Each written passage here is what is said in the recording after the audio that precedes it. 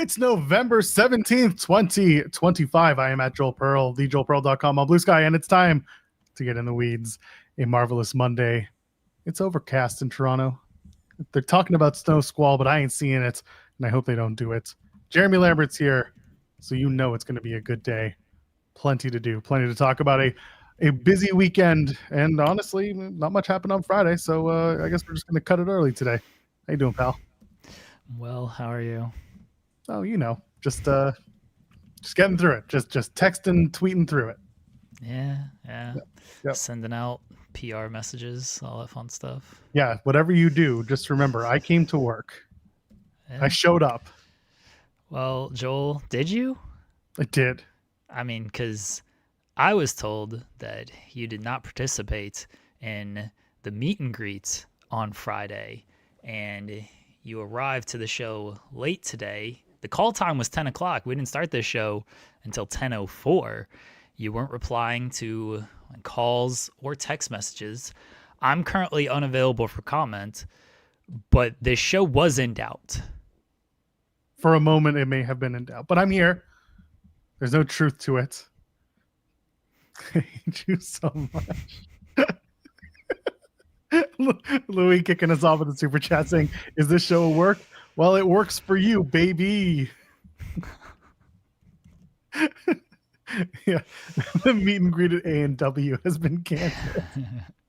It's funny because there is a Harvey's like not terribly far from here too. ITW management should be concerned. It's a big problem, all these burger shops. Yeah. Let me tell you. Listen, we're only 2 minutes in, so you know what? If you haven't already, leave a thumbs up on the video. Okay, we got plenty of reasons to do that. The fireworks, the value, everything has happened. Nobody's getting kicked out today. I promise.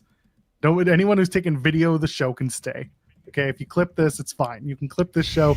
You can take as many pictures or videos as you want. No one's gonna kick you out. You can also subscribe to the channel if you haven't already. What's wrong with you? You're here already. You may as well click the subscribe button. We're here 5 days a week, 10 a.m. Eastern. Jeremy's here all 5 days, plus an extra one on Thursday. And you've got SP3 Tuesdays and Thursdays. And when one of us is unavailable, the other one fills in. And of course, there's always plenty of clips, plenty of shorts, plenty of stuff that happens on this channel. So go ahead, subscribe. And you can donate a super chat like Louis did. Get your question or statement read on the air. We always appreciate it. I will tell you all right now, Jody Threat is scheduled to join us at 10:30 a.m. in about 25 minutes.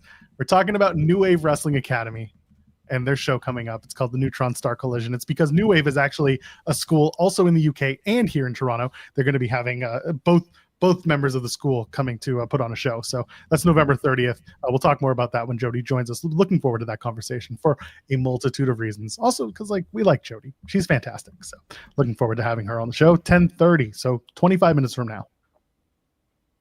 We don't have to talk about SmackDown. No. I will give you credit on SmackDown, Joel. You were correct on the mystery opponent for LA Knight. You surmised that it might be the former Matt Cardona, and that was a good call by you. This tournament sucks. It was not Joe Hendry, and according to several people, including our own Sean Ross Sapp, it doesn't appear that unless they're going to bring Joe in a day early, I can speak. It seems like Joe might not be the opponent for Solo tonight. And you got Adam Pearce out here being like, "Oh, everyone who's guessed has been wrong," and it's like, I mean, someone somewhere has been right. You don't see all and know all, Adam Pearce. I might. Well, maybe. I'm sure someone's figured it out. I'm sure someone's gone. If it turns out to be Joe Hendry, people are going to be like, all right, this is great. But also, what the hell was that earlier? This attempted deflection. I was told that Joe Hendry did not, he was not available for meet and greets. He didn't make his call time. Oh God, what an amazing. Well, we're going to talk about that a little later. We're going to wait on that one. Yeah.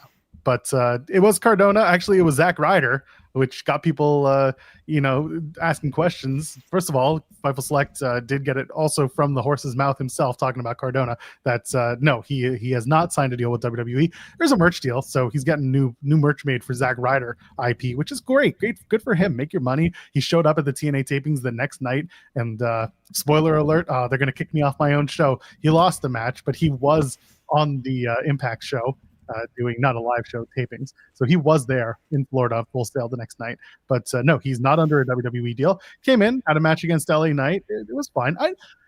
So going back to Friday, I know we're not going to talk about SmackDown, but I will say I saw some people say the reaction wasn't much, but I beg to differ. But go ahead. You can talk about SmackDown. You keep saying will choose not to. We're not going to talk about SmackDown. There's nothing stopping you. I have a edict on this show that says I will not talk about any show, whether it be WWE, TNA, AEW, any show where the main event ends in a no contest or a DQ.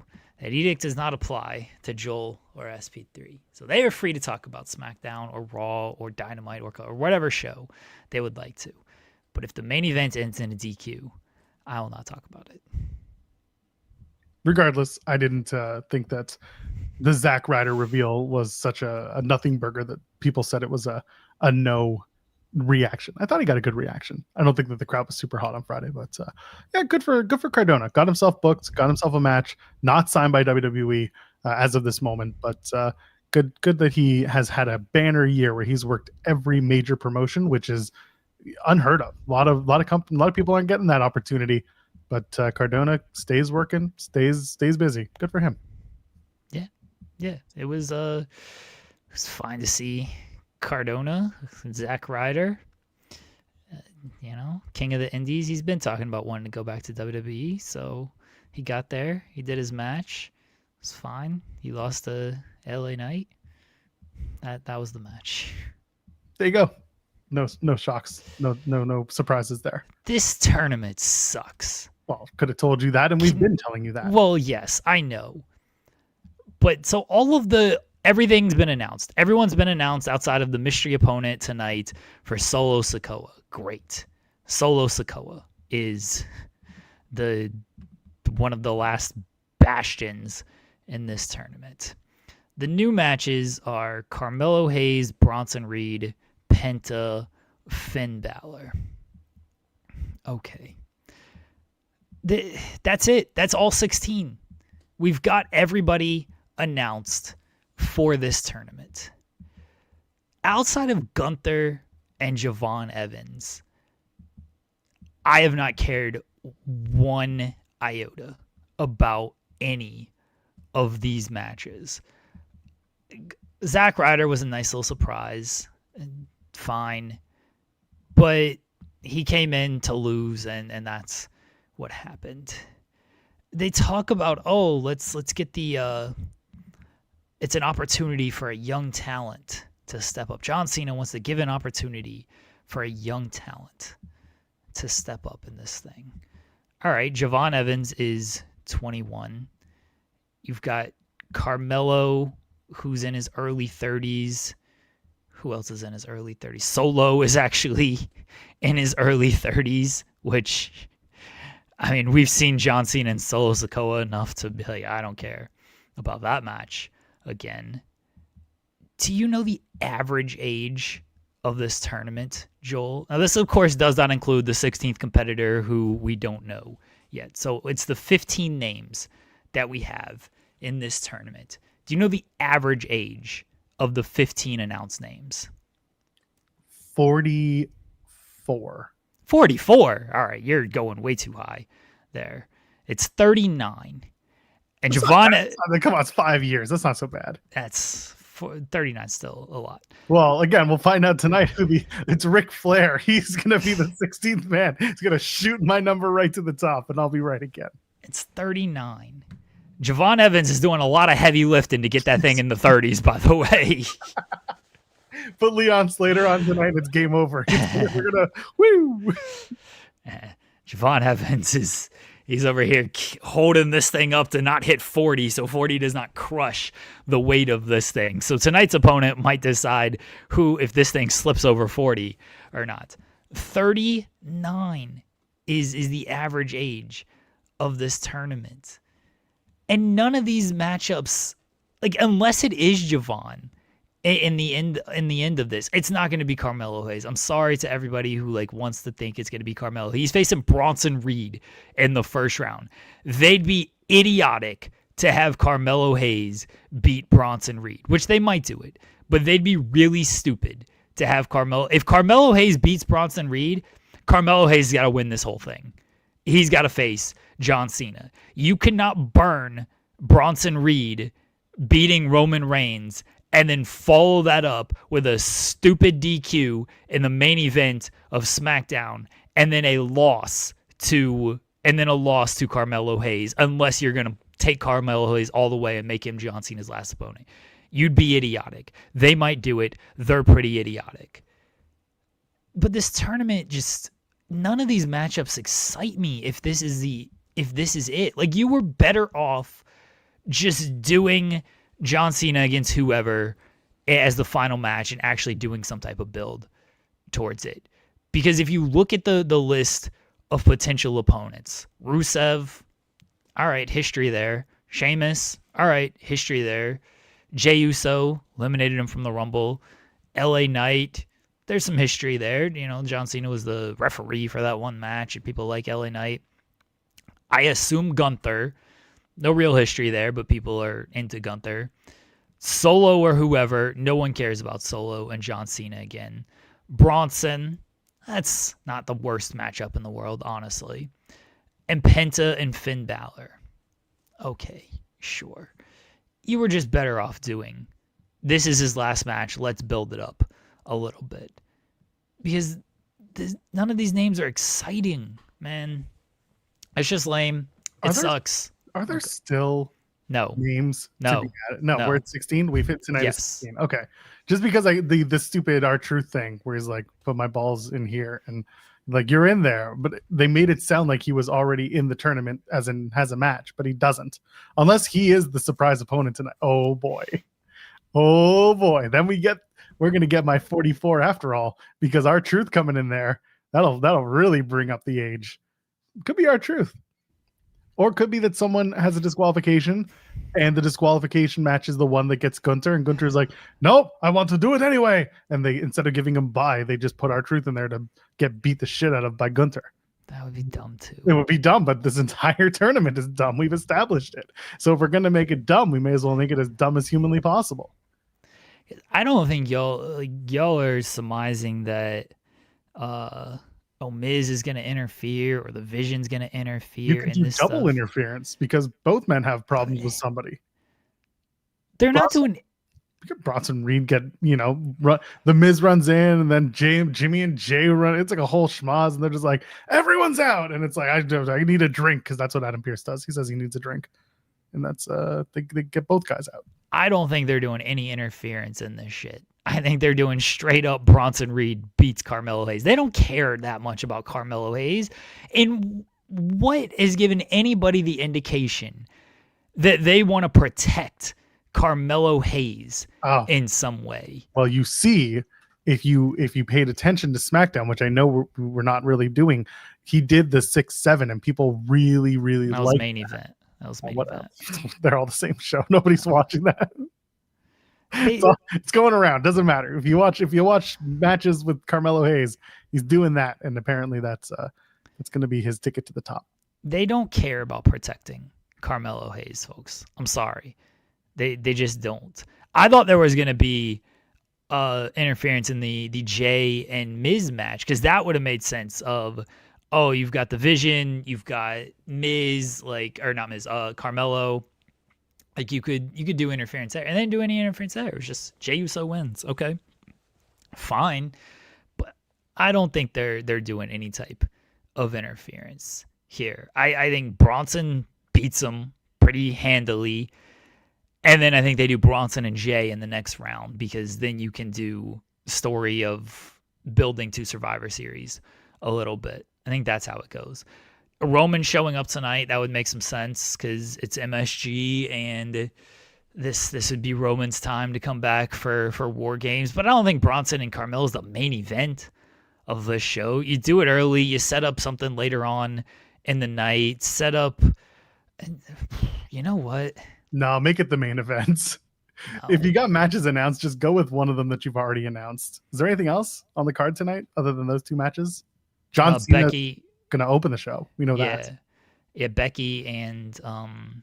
Becky and Maxine. Yeah, that's okay. So maybe that is the main event to bring out AJ at the end.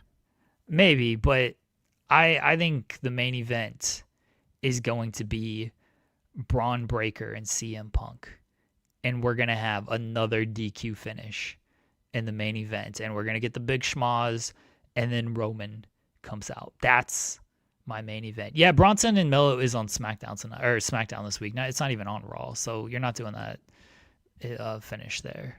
So yeah, but once again, Bronson's beating Melo clean. They don't care that much about Melo to do a bunch of interference and shit. Now the matches tonight are Solo against whoever and Javon and Gunther.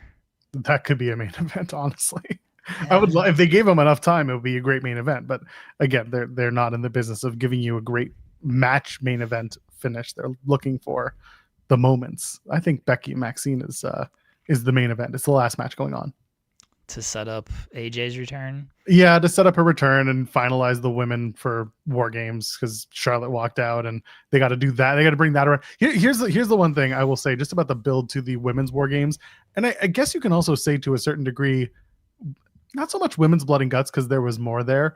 I don't like the build to the women's War Games where the women are so excited to have the match. They're like, we're so excited to beat each other up in War Games, and it's like, once upon a time, War Games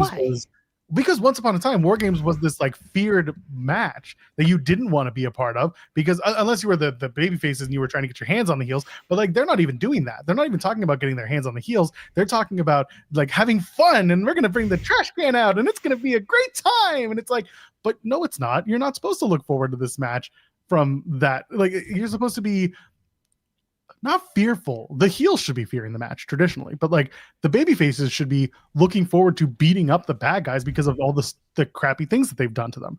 Instead, they're looking forward to the idea of getting into the match and having a lot of fun together. And it's not a fun match. The idea is to beat each other up, not to have a good time.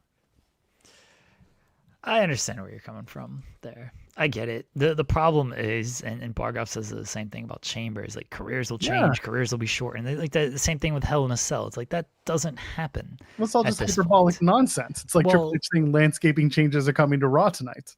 Not tonight, but 2 weeks ago. I will actually defend Triple H, God forbid.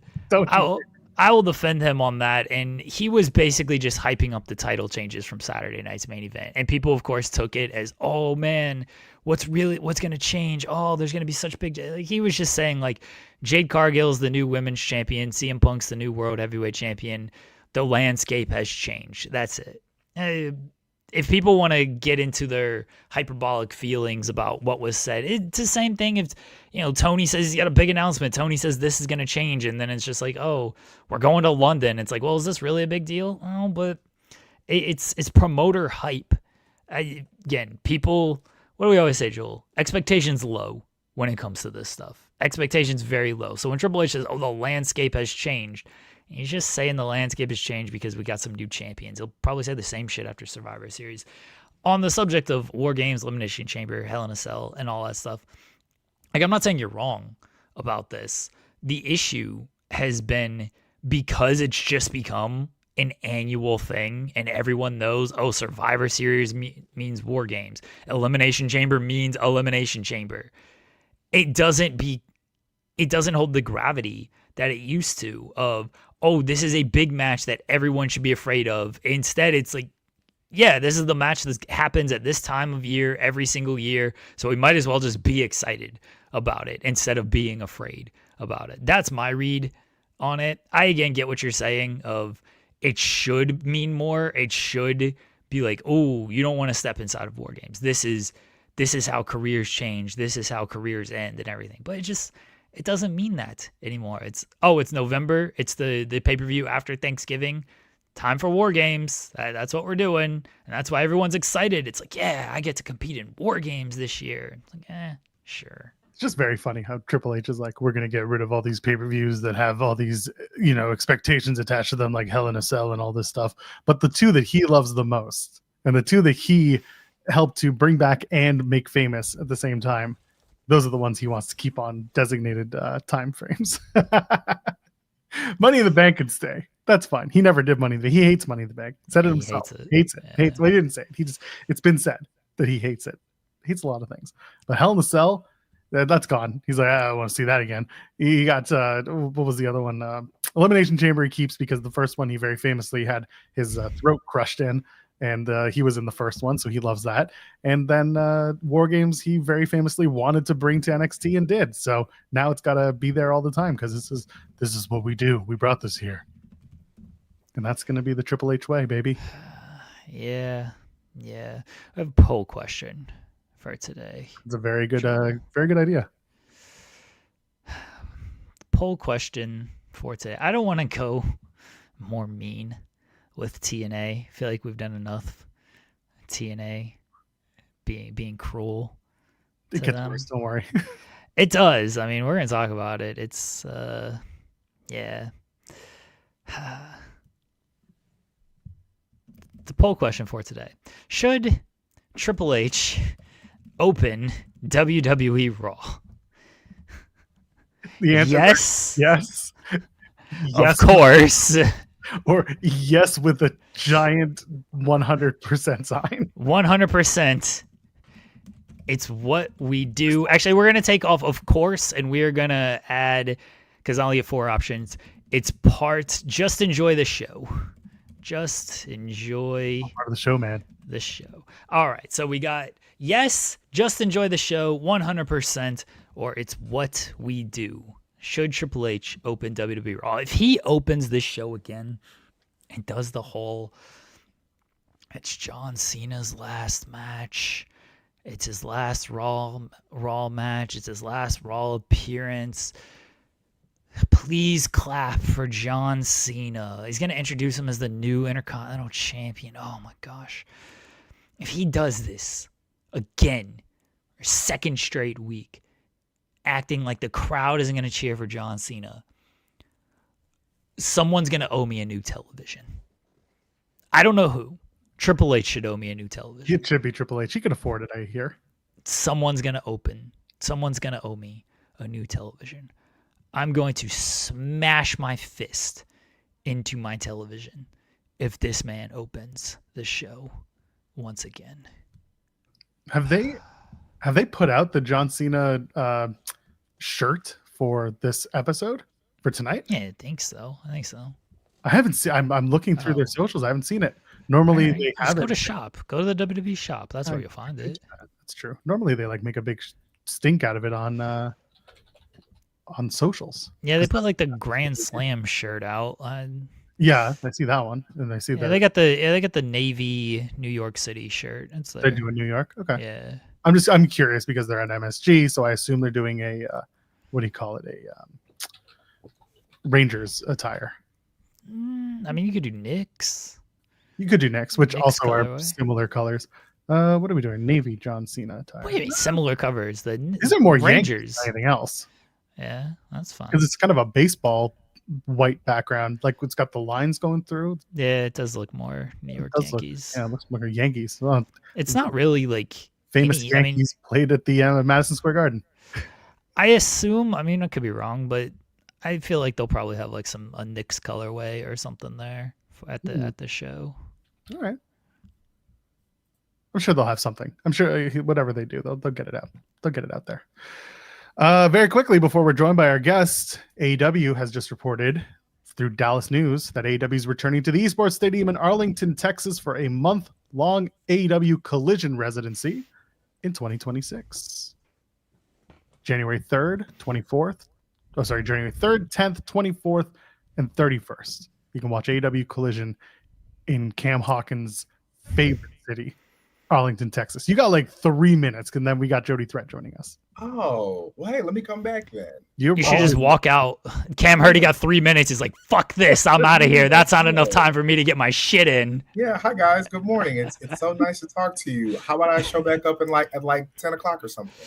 I would say send me a DM, but I don't have DMs anymore because absolutely not. Yeah, it you got to send me a sucks. chat, Yeah. Yeah, an encrypted chat. yeah, absolutely not. How about yeah, just like shoot me an email or something, and I'll see if I can come around. That'd be great. You can just pop in, just show up, and if it's just us two on screen, and then you're good. We'll go with that. Nice to talk to you guys. I hope to talk to you more later. Absolutely. Bye, Thanks. Cam. Later. Cam will be back to talk about his Javon Evans story exclusive. What do you want to call it? Feature over on Feature. Uncrowned. Check it out. It's wonderfully written, as all of Cam's work is. So looking forward to talking about that. And it's Cam, so it'll be a good time. We'll be picking up names all over the place. I hope Cam is ready to talk about TNA. We got a lot to talk about with TNA. There's one thing that Cam loves to talk about. You should have Cam stay for the interview. Would have brought some class to this joint. Oh, you know what? Here's some positive TNA news. Last night, we want to send our congratulations to Indy Hartwell. She got engaged, and that's very, very nice to see and to hear. One of the photos on the Instagram was the engagement photo as depicted by the one and only Sam Shaw, as he's used to be known. Yeah. Jesus, now Dexter Loomis, her ex-husband. Ex-husband. I thought it was very sweet. Good stuff. Nice to see Indy sharing her happiness with the timeline. Hey, our guest showed up right on time for this. If she's ready, she can give me a thumbs up and we can just hop right in.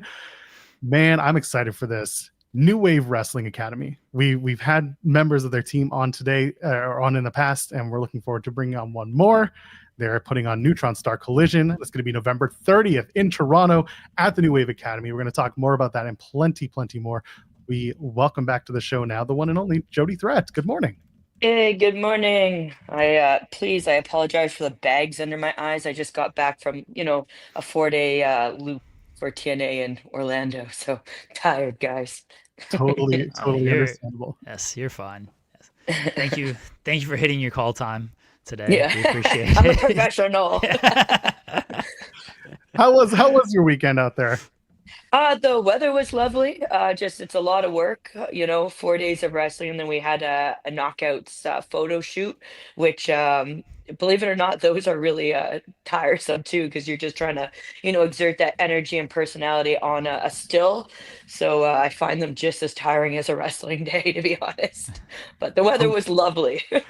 That's the best part. I mean, listen, if you're in Toronto and you're in Canada at all, it's getting chilly out here. The snow is coming and going and coming and going. Exactly. Let's talk New Wave Wrestling Academy. You guys are putting on the Neutron Star Collision show. It's you guys from the Canadian New Wave Academy and the UK New Wave Academy. You guys are going to be putting on the show November 30th. Talk to me about putting it together and just the wave of New Wave as you guys have been building your academy. Absolutely. I guess I'll start from the beginning, just to tell you a little bit about what the heck New Wave is. Believe it or not, I wish everyone would know this. There are three schools in the UK under the New Wave umbrella, if you will. One is run by Brendan White. He's actually sort of like the founding father of this, and that's where Wild Boar trains out of as well. Then Mark Andrews has one of the locations, as well as Flash.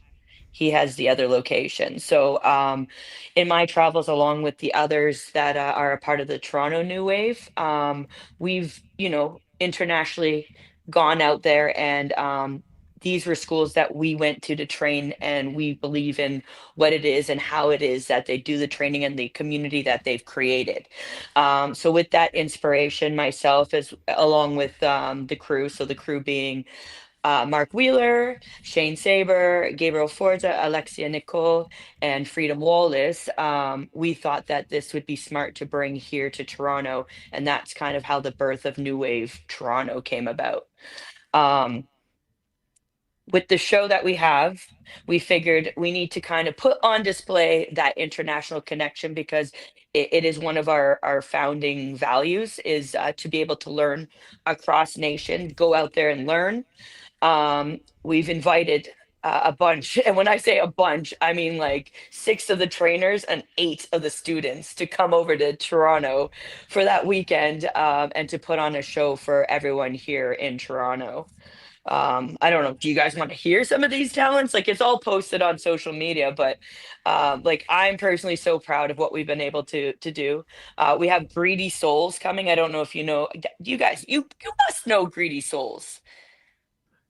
I'm not very No. familiar. Why do No. we not know that Guys, name? guys, what are you doing? They are a UK tag team. Brendan White and Danny Jones. They've been taking over this past year. They won the WXW tag team tournament like literally a month ago. They're on fire right now. So we have them coming in, and they're actually going to be going up against our hometown boys, KPK, Ahmed and Abu. I hope we know them. Come on. I'm Come supposed on. to, so yes. Yes, very good, very good. We have Danny Luna coming, of course, Flash Morgan Webster, as well as Mark Andrews.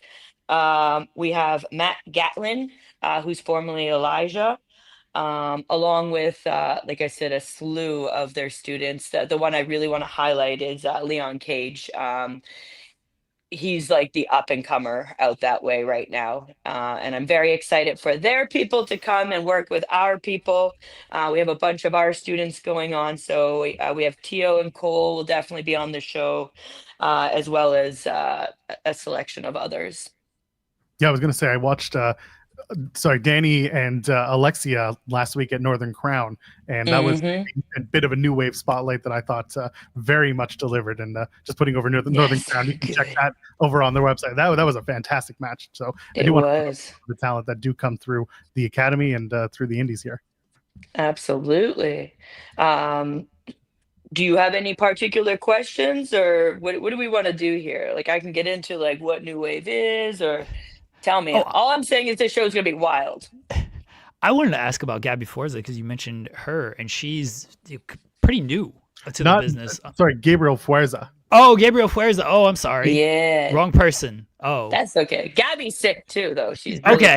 cool. I'm Yeah, saying you've yeah, done she's matches the, with Gabby. yeah, she's great. Okay. She's the best gnome ever. All right, that completely throws off my question. Oh, that's Unless you okay. just want to put over Gabby since you've done matches with her. Yeah, no, she's great. One day we will bring her in. Like, that's like I said, like the whole like idea of what New Wave is, for us here in Toronto, is encouraging community, encouraging a safe environment for us to learn pro wrestling, because it is already so dangerous in so many ways. Um, but also emphasizing the importance to go out there, to all the different academies, go to Europe, go to the UK, and learn the different styles and find what works for you. So once we go through this process of our first show, which I never want to promote a show again, but once we survive this, I'm sure that I will end up promoting another show down the road, where it will encourage bringing in talents from around. In my head, the vision is. Connecting with other schools that are established, and again, just allowing students to come here to work our students and vice versa. We really are about the collaboration. Yeah, the culture at New Wave is very different from, say, other wrestling schools that you may find in Toronto, Ontario, Canada, wherever. Talk to me Sure. about that culture beyond just the idea of going out and learning from different places. Yeah, community first and foremost is what we focus on. We really do want to create a safe environment where everyone feels included, that is in our school. We do that by creating special nights. So Nug comes in and does a monthly improv night, and it's not just for our students. We open that up to anyone to come, and it's after hours. It's like 10 to 12 on a Wednesday, the fourth Wednesday of every month. And again, that's just another way, like an important part of wrestling, but another way to like pull in people to feel comfortable and to get to know each other. We do a women's night monthly too, and again, just trying to create a welcoming environment for maybe, you know, uh, groups of people that feel differently in wrestling. And I know, like, the experience of the female, it's a hard plight. It's a hard it's a hard process, and we just want to create that sisterhood. So it's just taking those few extra minutes or those few extra things to make people feel welcome and show them like, if you're training here, like we care about you. You had Trish Stratus come in there Oh pretty yeah. recently. Yeah, talk to us about welcoming Trish in there. Oh, she's the best. Obviously she had some big matches earlier in the year and she needed to get off some rest and make sure that everything was ready to go. And so she came by New Wave and we just, shut down the school for those late hours. Can I tell you that lady grinds? We used to train at like 10, 11 o'clock at night into like the wee hours of the morning. And it was just so cool and such an honor for, a legend like this to come to us to be able to work through some things. And it really made me proud of what we've built and the team we have there. Because obviously she's going to have to trust you to be able to do that. And she's been so cool in, posting about us and putting us over. Again, something she does not have to do. She even popped in on one of our women's night, which I thought was like so sick. Again, like something she didn't have to do. But it was really neat being able to work through stuff with her and like learn about how she sees a match and what she values in a match and kind of working around those sorts of things and coming up with creative ideas. And again, such an inspiration that like this far along in her career, she's still very interested in getting better and making sure she's sharp and on point.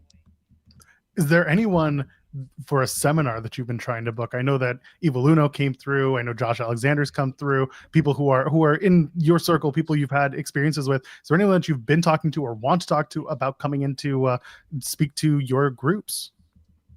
So with our seminars, we look to at least bring in minimum one a month because again, the ideology is to learn from everyone. It's a collaborative space to do that. You did hit a few of them that we're bringing in. I don't want to speak to who we are currently talking to, but I will say that this month we're kind of doing like a training camp for that UK style. And so November 26th to the 29th, we have Brendan White of Greedy Souls that will be taking 4 classes. And then the next week, December 1st to I think it's like the 3rd, we have Danny Jones, who's the second partner in Greedy Souls, doing that. But I promise every single month we will have some sort of name. And we bring in people that we think not only are excellent wrestlers, but also value community and like doing business right, and work with integrity. Um, because again, for us, like, yes, wrestling is about talent, but like at the end of the day, we're people, and we want our community to be learning from good people. You mentioned learning from people and good people, and someone who you were in the ring with recently, Mercedes Monet. She's going around to every company, taking every championship God dang, at this yeah. point. She's I on don't know if fire that's right good. now. I don't know if that's good or bad, depending on your perspective. A lot of people think it's bad. I think it rules. But Yeah. what was it like, being in the ring with Mercedes and your overall thoughts on her? Obviously, it sucks that I lost my title. I'm not going to make excuses for that. I know where I need to improve to hopefully have the opportunity to get it back. But putting that aside, it was, again, such an honor to work with her. Like the star power and the experience that come along with her um, was something that I haven't been able to access, at least on the indie side of things, for a very long time. For me, I look at wrestling as like moments where I've grown as a performer, and like there's very specific matches I've had along my career. Like I think the first one I ever had that was like Tony Storm, and that was like 6 months into like my wrestling adventure. And I've had a few other ones along the way. And for me, that Mercedes Monet match was one of those moments where I'm like, oh, I think I just grew as a performer. Like I felt it. We vibed really well. She's a pro through and through. I have like only the most positive things to say about her, and I do think what she's doing is good for the indies, especially in Canada, because in Canada, a lot of people don't get to see what we have to offer. Us Canadians are always trying to get into America to be seen, but when you have someone like that coming into Canada and highlighting, promotions like Winnipeg Pro Wrestling, who have been doing good business for a very long time, but just don't get the eyes. I think there's nothing wrong with that. I think it's a positive thing.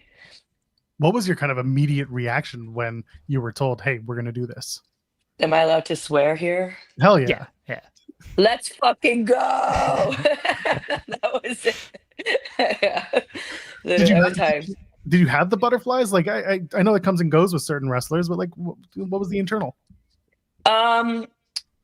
So I felt very ready. Like I feel like even like a year ago I would have felt a certain way, but I felt very ready for this test. And of course you have like moments where like, it wasn't butterflies of nervousness. It was honestly, if anything, it was excitement, and I haven't felt that kind of excitement for a very long time. It being on TV or in the indies.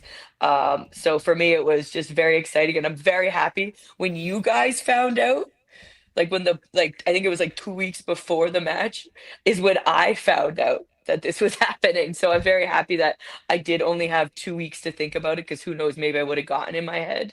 But those 2 weeks leading up, I was so busy that like it was every time it would pass my brain, it was just like, let's go. Yeah. Do you get royalties from Athena's current run? Because I feel like you should. I do not. we need to contact her about this. Yeah, for real. Tony Khan. Because that match kicked everything off, and now she's the forever ROH champion. Like looking back, it's not even me. It was the people of Toronto. I feel like the people of Toronto, right? Because if we did not get the reactions that we had, like, you know what I mean? Like, it wasn't me. It was Toronto. Well, I don't think she's going to give Toronto all of royalty, so I'm trying to make sure they all go to you. You can do whatever you want with them after that. I would like a piece of that pie, thank you. Yeah. I'm trying to get you everything here, Jody. I appreciate you. I mean, looking back on that now, because it's been 3 years almost now. Yeah. Like over 3 years. Yeah, just over 3 years. Like looking back on that now, like what do you think of everything 3 years later? Everything happens for a reason, and again, being Canadian, it is very hard to get the attention of American companies, or the viewership of the American population. Yes, I was in the indies doing the things, making the PWI list or whatever, but like you need the eyes of like the big dogs, you know what I mean? And whatever happened in that match, it got the viralness that I needed, which, as you see shortly after, I got picked up by TNA. So I truly think that everything happened for a reason, and the way it's supposed to. And yeah, no regrets on my end. So I want to go back to Winnipeg Pro for a second. Yeah. They're doing an event that I am seriously considering going to, and that is the Symphony Show, the Brawl in the Hall. Have you considered approaching the TSO at this point, the Toronto Symphony Orchestra, bring them over to New Wave? Let's do a whole Toronto. But also, how excited are you for that particular show for Winnipeg? Because they are advertising you. I assume you're planning to be there. Talk to me about this, because a symphony orchestra coming in to work with wrestling events, that's a pretty cool and a different approach. Yeah, I'm all for collaboration. I think it's so good. That's love Winnipeg, like Winnipeg Pro Wrestling. They have like Winnipeg as a city, they support Winnipeg. Like Toronto's pretty good at supporting Toronto, but like Winnipeg supports Winnipeg. And the different collaborations they've had, like we've wrestled in their museum, we've wrestled in their art a gallery, and now like this just makes sense that this is what's happening. I think it's going to be interesting. I've been in situations where like bands have played people to the ring, so I'm looking forward to seeing like what this collaboration brings, because I don't have too much details, but I am very excited to see what it is and how it goes forward. But I think it's going to be interesting. I think it's history in the making. And to your question about like, will New Wave team up here in Toronto? Let me get through this show on the 30th, because oh my God. Talks to all the promoters. We're playing this guy here. Yeah. But yes, we'll put it on the list of to-do. How was it being back with TNA this past week? Because you guys had a month off there after Bound for Glory, but returning to Orlando, being at Full Sail. What was everything like in TNA this week? Yeah, it was long. Like again, a 3-day loop. Like 2 days is hard to go back to back, and especially as like a female wrestler, like sometimes your call time is like 8 or 9 in the morning because of makeup.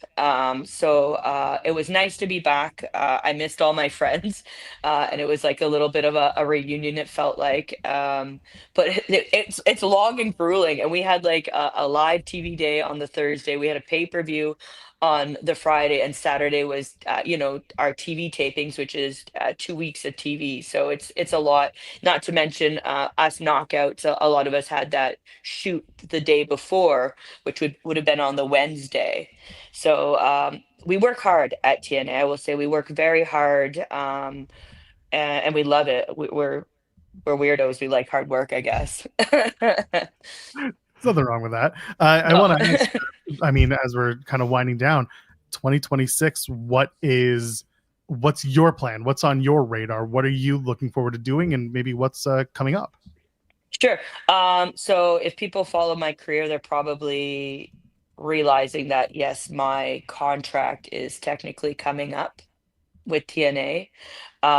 So we've been in discussions. I'm not gonna say what's happening because I can't reveal my cards right now. But my goal, if I am still at TNA, is to go after the gold. I think my first 3 years at TNA was really just sort of figuring out what it means to be a TV wrestler, kind of understand the lay of the land. But I think this year, like I said, if I'm back at TNA, I'm going to be eyes on the prize at the Knockouts Championship. And I think this is for me another year of building. I don't know if you saw, I'm officially entering in the YouTube world. My first episode of Bumps and Bites has come out, which is sort of like almost like a cultural travel show through the lens of a wrestler. We were checking out New York while TNA was in town. Please go to my YouTube channel and check it out. It's Jody Threat Official is the channel. The name of the channel is The Wild Child Experience. And yeah, I think just really focusing on like that sort of stuff and getting the gold, baby. Do you want to play our game before we let you go? Oh God, We have we a could little- try. It's called Partner Promo Punch in the Face. Oh, okay. I'm going to give you 3 names, and you Okay. are going to pick which one you want to partner with in a tag team match, which one you want to promo with in the ring, just Oh have man. a promo off with, and which one you want to punch in the face, one-on-one matchup. This sounds like a PR nightmare. It's Let's not. go. Everybody No, knows no, that no. it's a kayfabe game, and it's just Okay. We're gonna do it. Always Same. Okay, noted. So that's Jody. Okay, understood. people you're very well acquainted with and people around the new wave world. We'll use Okay. Gabriel Cuerza, we'll use Alexia Nicole and Mark Wheeler. Partner promo punch in the face. I will punch Gabriel in the face, Alexia as a partner, and I'll face off with Wheeler anytime. Okay, my God, we were quick to it. I guess that's a Yeah, those are my good brothers team. and sisters. I know them very well. Yeah, but are you going to win? That's the question. Will those choices be a victory opportunity? But I think that I could beat up anyone in New Wave, and I'm putting that out there. Like, if it came Oh, down shit. to like real life, I will kill all of them. So you want to punch in the face? You better believe he's going down. Wheeler might be better at promos, but then again, I'll just punch him in the face, so I'll win. And then Alexia's my partner, so it's sick, so we'll win. That rules. Yeah, Jody Threat said she'd whoop all their asses. Hell yeah. for real. And guess what? I have the book for New Wave shows. Well, check out Jody the book and everybody else on Star Collision. It's November 30th. Tickets are at ticketgateway.com or check out newwavewrestlingtoronto.com. The show is affordable. The show will be fun. The show will be everything that you would like to see in an independent wrestling event. Jody, before you head out, if you want to plug anything, feel free. Of course. So my social media is Jody Threat on all platforms. The big one, though, is my YouTube channel, which is Jody Threat Official. Please subscribe and check out what I've been posting. My official launch is probably going to be this week. Jody, thank you so much for hanging out with us this morning. We do Thank appreciate you. it. Thank I you, Jody. appreciate you guys. Good All luck. right. See you later. We'll see you soon. Bye. Bye-bye. The one and only Jody Threat. She can kick everyone's out. She can kick my Yeah. face it, man. She could kick my ass too. Dude, that rule, she's like, in a shoot, I'd whoop all their asses. Hell yeah. That's the only way you do it. And I got the book. What are they going to do? You're just swinging it around now. Good for her, man. That ruled. Oh, man. Love talking to Jody. Love that she's always very not only open with us, but just ready to have a fun time talking about it. Hopefully we didn't get her in trouble. We're going to get a message here soon. Not yet. But it's okay. I'll just repeat it verbatim on the stream later. It's coming. Adding on to what we talked about with the Collision residency, AEW also announced that AEW is returning to the iconic Hammerstein Ballroom, going back to the Manhattan Center for Dynamite on 34th Street and a Christmas Collision. That's December 20th. That's a Saturday Dynamite tape, or maybe live. I don't know. And Collision is on the 21st. So if you're in New York and you're looking for something to do, you can go check out AEW at the Hammerstein Ballroom. Last time they went, that was a lot of fun. So you might want to do it again. Yeah, good for them returning back to Hammerstein. Hopefully Big Boom shows up once again on this. I'm going to let everybody in on behind the scenes here. Joel doesn't even know about this. I don't. No. We've reached out to Big Boom.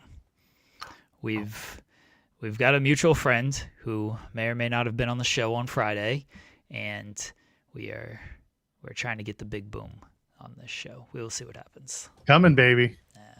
It's coming. We got some boom in the house. There we go. Very nice. Jody just sent me a message saying thanks, and I appreciate her. And I'm looking forward to that show. I think I'm going to try my best to go to this New Wave event, because not only is it close, but also I've been meaning to check out the Wrestling Academy that they've got and everyone that's working there. So I'll probably make a trip up to the New Wave Academy. So there you go, dude. If we can get Big Boom, that'd be a very, very fun conversation. We're trying. No promises. First thing I'm doing, pitching Ring of Boom.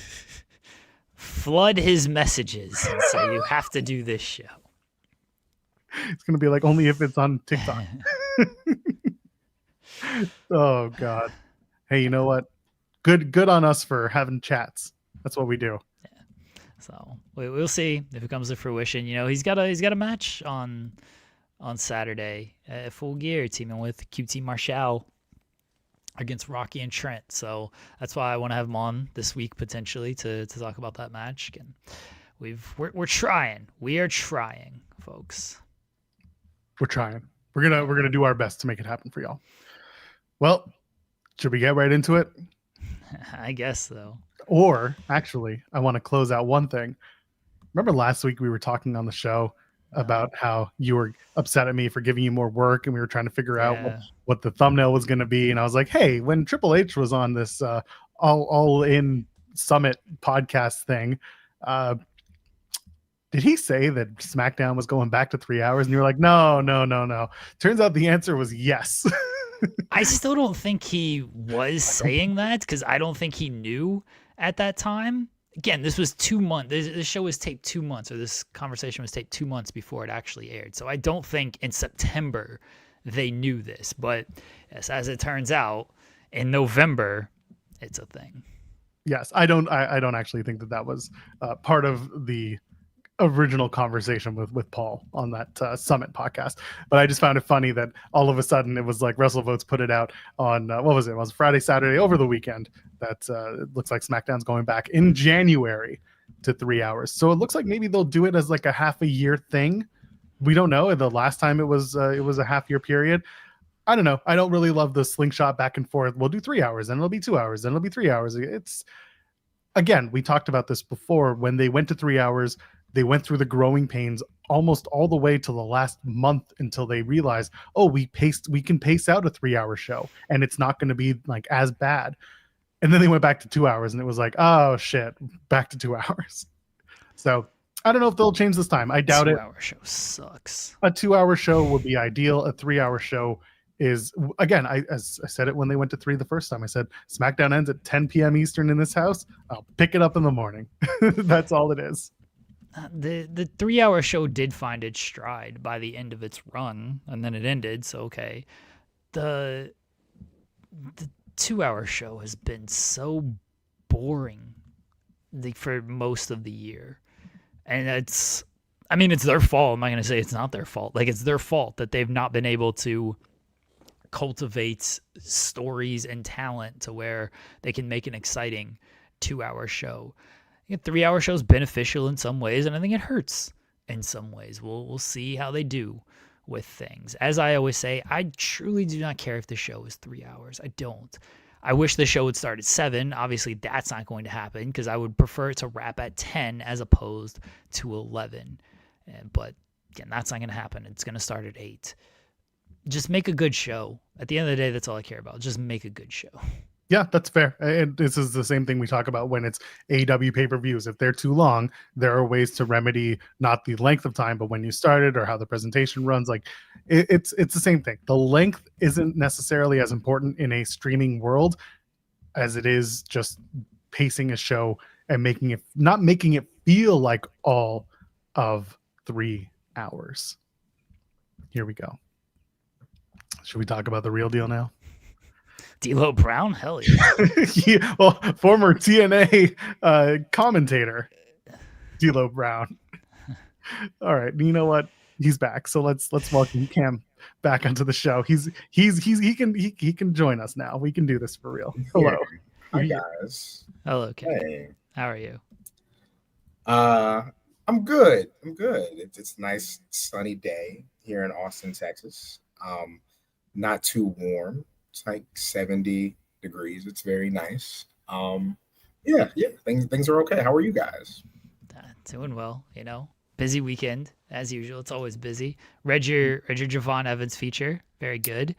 Yeah. Thank God for him holding up the. We talked about it earlier, but the average age of this tournament is 39 for the 15 people announced. So Javon he's making sure that doesn't drop to 40 because he's doing a lot of heavy lifting there. Yeah, he's literally the first thing I said to him, and it actually came across in the first paragraph too. I was like, hey, so you're in this tournament. I said when John Cena won his first championship, I was in college and you were not born. And it's just crazy to think about it like that, whenever we see those, he called me OG. He did, and I stopped for a second and I was like, yeah, that is the nature of our relationship, I suppose. Yeah, we come from wrestling, especially when it got hot. The WWF Attitude Era, like that was Rock's run was like for real. What 5-6 years before he was like out of here, before he was really doing the Hollywood thing. Like Austin's run was, about the same, but his run on top was what, like really 4 years, 5 years. Like it's this was never a thing that was meant to have people in it for 20 years. It wasn't built like that, So, your Cena's, your Ortons, you don't want to take away from Undertaker. Those guys did this thing for a very, very long time, in a way that they have, and Ric Flair, of course, wrestled his whole life and 3 other lives because he's Apocalypse. But there's so few guys who have done this forever, and it just means something different to people. And so it's really interesting. We've seen the whole thing, but to have a professional wrestler on the biggest stage, to not have even been born when this thing got rolling, to have an opportunity to eventually compete against that person is really, really crazy, But yeah, it was a fun conversation, man. It really was. He's exuberant and excited and is appreciative of where he is. But I do think they created an environment for him where, and not just him, but everybody in NXT, where you might see the Undertaker backstage. Like you already work for Shawn Michaels and Triple H, but Randy Orton might pop up and want to have a match with you. That was, I think, that story that he told about Randy Orton was probably like the best way to encapsulate the whole thing. You see Randy Orton in the locker room and he's like, yo, you get a chance to hit that cutter on me, you better do it. Like it really is that, like that big brother, little brother, you should be comfortable type thing. So it was really cool, man. And there was, of course, like anything else, there was stuff that didn't quite make the cut. Like we talked favorite albums of the year, we talked favorite, movies, and it was just really interesting getting to pick the brain of somebody so young but doing this thing that we cover. So yeah, man, shout out to Javon. And listen, I did not know how the thing was going to work. I work for an outfit that is not a wrestling outfit per se, it's a combat sports outfit, right? So, UFC took priority for the weekend. And so that's the reason we didn't do the Javon thing like Friday or Thursday, because, it was done. But it was like, yo, let's do Sunday. And, again, OG. I used to love when that Sunday paper would pull up at the house. Like, I thought that was cool. So I was like, yo, some cool early morning Sunday reading. And it worked. People really did like latch onto it. Not everybody watches football, apparently. Nerds. But screw you. Nerds. No, yeah, listen, man. You didn't have to wake up at 8:30 to watch your team lose in overtime after they played like pretty fantastic and to give it all away. And so you're sitting there at noon like, well, there goes the day. But there was some good ball on. But yeah, again, it's not what everybody does. So to have a very good response to something on a Sunday, bleeding over into Monday was really cool. So that might be a thing going forward. I don't know, but it was pretty cool.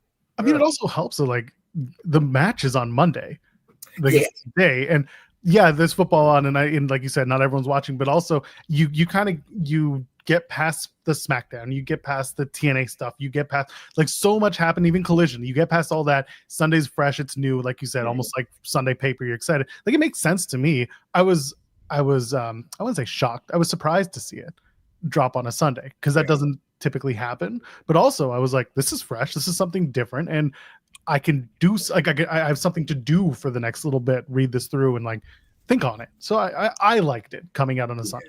I think you made a great point though. Like the match being Monday, and you don't always we criticize, but like for years and years and years, it was like WWE, like tell us what's going to happen on Raw, tell us what's going to happen on SmackDown, like give us the match so we can look forward to it. So it's cool that the way that it was set up. Yeah, it was a cool thing. It was again, he's refreshing, he's great. I'm keeping all of these. I have not deleted any of the Zooms from any of the stuff I've done with Yahoo. So when we get to like flip the switch on that, I hope I get to put all those out like in a collection. I think that would be really cool because it's some really fun stuff that you don't always get, in the format. Not everything makes it, but yeah, I'm holding on to those, to see where it takes us. Yeah, it was again a fun conversation, a really sweet kid, and what I told him too, and I had you guys familiar with Nick Alvarez, WWE PR? Yes, I am. Here we go. So I told him, I said, look, man, I was blessed enough to have relationships with like Ricky and have a relationship with Trick to where the very first time they did this thing on kind of a big feature level, I was the guy. And so I have a chance to be that guy going forward. So I told him, I said, look, man, especially as you start to grow in this, people are going to want to talk to you. They're going to want to do features on you. They're going to want to really get to know you. If you find somebody around your age that you're really comfortable with, like latch on to them. Because like that might, same thing I was telling Willow, like that might eventually be the person writing your biography because they know you, so cultivate that relationship. And it was really cool. Nick was like, yo, if you got, a guy or a gal and we haven't really heard from them and they're doing good work, like pass that along to us. Like we'd love to like kind of help with that. So I'm like, no, that's really dope. That's really dope. Because you want to keep this thing going. So yeah, it was a fun thing to do. I really liked the way that it came out. And good luck to the kid because he about to get his chest caved in. And that's how Hyon got signed to WWE. Yeah, right. Exactly. Blame Cam, AEW Tribalist. Yeah, shout out to Hyon. So hey, guys, I need you to explain it to me because I was doing work stuff. All right. So I don't know the guy. I try to do a little digging, a little research. So the guy that they kicked out, right? It's a guy they know. It's a guy who's always around. I can only say what I saw. Small sample size. To me, the only information I saw was guy posting with a warning, posting spoiler alerts in real time. I do not know the extent of anything else about that man. You, Joel, seem to be like, yo, this is crazy. Again, the show is like, this is crazy. I just want to understand. So you mind if I get this, Jeremy? Oh yeah, set it up first. So for those who don't know, during the TNA tapings on Saturday, I don't know what day it is anymore. During the TNA tapings, I guess on Saturday, the TV tapings, Jacob Cohen, who goes Mr. Jacob Cohen on Twitter, was doing what he always does at the tapings, which is he'll do scoop number one, and he'll take a photo of the two combatants and say, this is the match. He does not tell you who wins the match. If it's part of a tournament that's in one night or one taping, you're kind of screwed, but he will put a spoiler tag on it to at least kind of help out and be like, maybe you didn't want to know that this person's going to face this person after this match had already happened, and the setup kind of messed it up. He does not take video. It's always photos. It's the same setup every time. And as a result of whatever was happening, he's front row, by the way, at the show. Like you see his ass hard cam the whole time. On Thursday show, Friday show, Saturday, he's there. He got asked to stop filming and then booted right away during the tapings. He was told, you're filming, and he said, no, I'm not. And he was being very respectful. And they said, no, too bad, get out. By the way, no refund. And they kicked him out, and they said, you're out. He was there with his friend, who I will talk about in a minute, because Jacob and I are friends, and we have a mutual friend who I am also friends with because he lives in Toronto, this friend, and Jacob grew up in Toronto. So I know all these people. And there's a third friend of there that people do know but don't actually know, who's very active on Twitter. I won't out them, but they're all pals. The long and the short of it is that friend stuck around because Jacob was like, don't leave on my account. There's only like 2 matches left, so just stick around. So I reached out to Jacob and I was like, dude, what the F? And I was trying to understand who did it and who came to him. And we couldn't come to a conclusion as to who it was. It was not the typical people that you think it would be or would have thought it was. I have a theory that it was Full Sail staff. No one has confirmed that to me. I don't have any idea. I can tell you, and Jacob has since put it out on his Twitter, that he did have conversations with people at TNA who were involved, who are in the know, and they did apologize and they did try to take steps to rectify the situation, because Jacob is one of those fans, like I think it was maybe Brett Lauder, someone had said, this is the type of fan you want at your show. He's the type of guy who goes in, he is active, he does the booing and the cheering, he's part of the crowd, he cares, he wants to be there, he doesn't just sit on his ass and pretend like just talk silly the whole time with his friends. No, he's there to enjoy a wrestling show. You want those people, especially those who are respectful to talent, who have been around for so damn long that you would not have any idea. He is just a nice person overall. Every experience, every interaction I've had with him is a pleasant one. He doesn't want to be the center of attention. He just wants to share the shows he's at and the love of wrestling that he has. And like, yeah, he's made friends in and out of the industry from that. And I thought it was pretty... I think it was pretty shitty of TNA because he has been there. He used to go to Orlando, to Universal, to watch the shows. He was there. He would go to NXT. He would be in the PC crowd for the show. He'd be a Full Sail for the shows too. He's been there. They know who he is. And the fact that somebody went up and kicked him out for something he wasn't doing was just awful. It wasn't right, and it wasn't nice, and it just made no sense.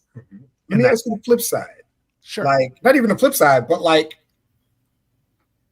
even if he was recording, and he wasn't, and I want to establish that, how does that separate him from anybody else in that building who all have their phones out and are all taking pictures or short videos? Like, this is the problem too. You cannot enforce that rule hard and fast because it happens everywhere. It happens at AEW, it happens at WWE, it happens at NXT, it happens at TNA. It doesn't matter at MLW, it doesn't matter where you are. Every single company says, hey, don't film the show. At this point, a lot of the companies have actually moved on to a warning that says don't live stream the show, which I think is perfectly understandable. Video at this point, it's just going to happen. Yeah. Pictures at this point, they've always happened.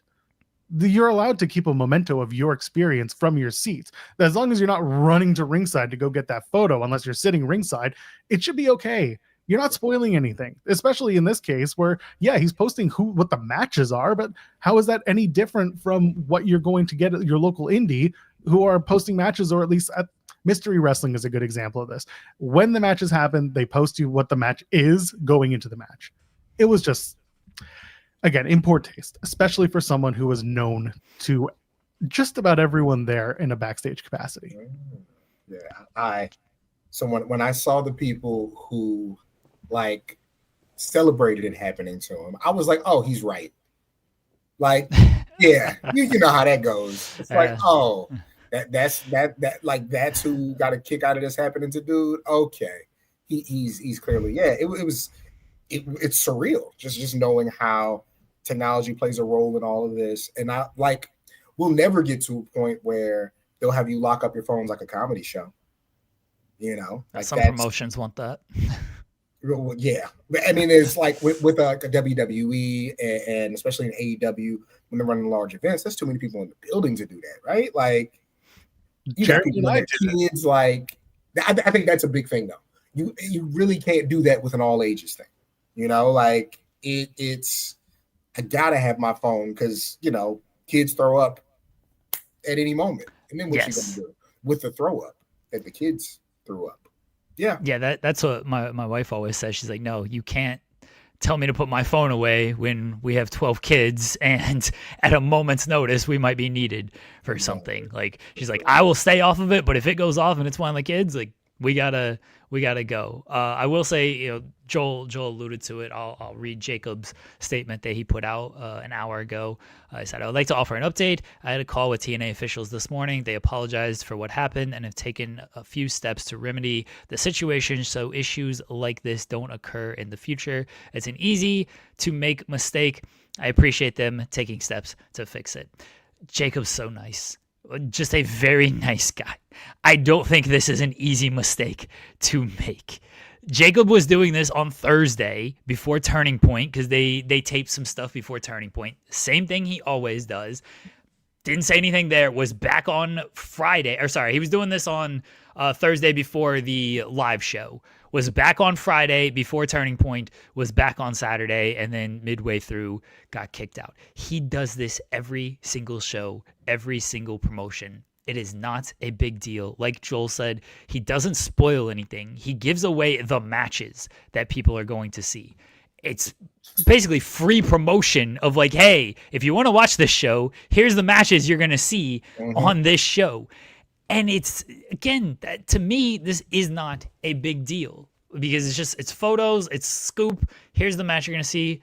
Great. TNA needs all the promotion they can get when it comes to these things. You hurt yourself more by doing something like this instead of just, hey, let this guy take his photos and put scoop out there and like, hey, maybe people will be excited for this. You're going to put these matches out there anyway. It's, again, he's not giving away the winners or anything unless it is a situation where it's like a tournament or something like that and they have to tape something in the same night. But he is also very conscious of that and puts like, spoiler warning, you have to click it to view it and everything. He is such a nice guy. He is a fan, yes, you would want at your event because he's not there maliciously. He's not there to ruin the product for anybody. And he's been doing this for like 10 years, 20 years going to these TNA shows. This is not like this is some new guy coming in there and doing this on his own. He's been doing this for like 20 years, every single promotion he goes to. Also, sorry, I'm just going to add to this. While other people are saying, hey, this match is going to happen at the next special, he is posting a photo of two combatants and or two wrestlers and being like, wouldn't be surprised if this happens at Final Resolution. And like, he's not giving it away. He's just like, he's doing what any other, not even wrestling reporter, because he's not a reporter, but like any other fan who wants to keep the magic. He's doing that. Whereas other people will be like, yeah, this is the match at Final Resolution. I think as a specific job, all these companies need a community liaison, like somebody who knows who he is, somebody who knows, this is who we lean on for the TikToks or the streams or whatever. I think that would be a way to avoid stuff like this, like people getting played, because what you don't want to do It's like cheating on a girl. The cheating is bad, but the cheating is not the worst part. It's the embarrassment. You don't want to embarrass the people who want you to win, you know? That's rough, man, because like you said, he's a really nice guy. It could have went the other way, you know? You know what's funny, Cam, by the way? The show that I saw you at Mania Week when we were at Palms, he was at that show. He was sitting opposite of the ring. Like, he was ringside of that show. I could have pointed, if this was today, I would have been like, yeah, there he is. He's just hanging out with his buddies, like taking photos and watching the show. And you would have been like, yeah, normal wrestling fan. New fans are great, but man, you gotta hang on to the people who are gonna be there no matter what. And you know, that's just how you run people off. But like you said, they reached out. Cam confirmed to watch the show Cheaters. Oh, hey, we was on Twitch going heavy on Cheaters for a while, baby. Good times.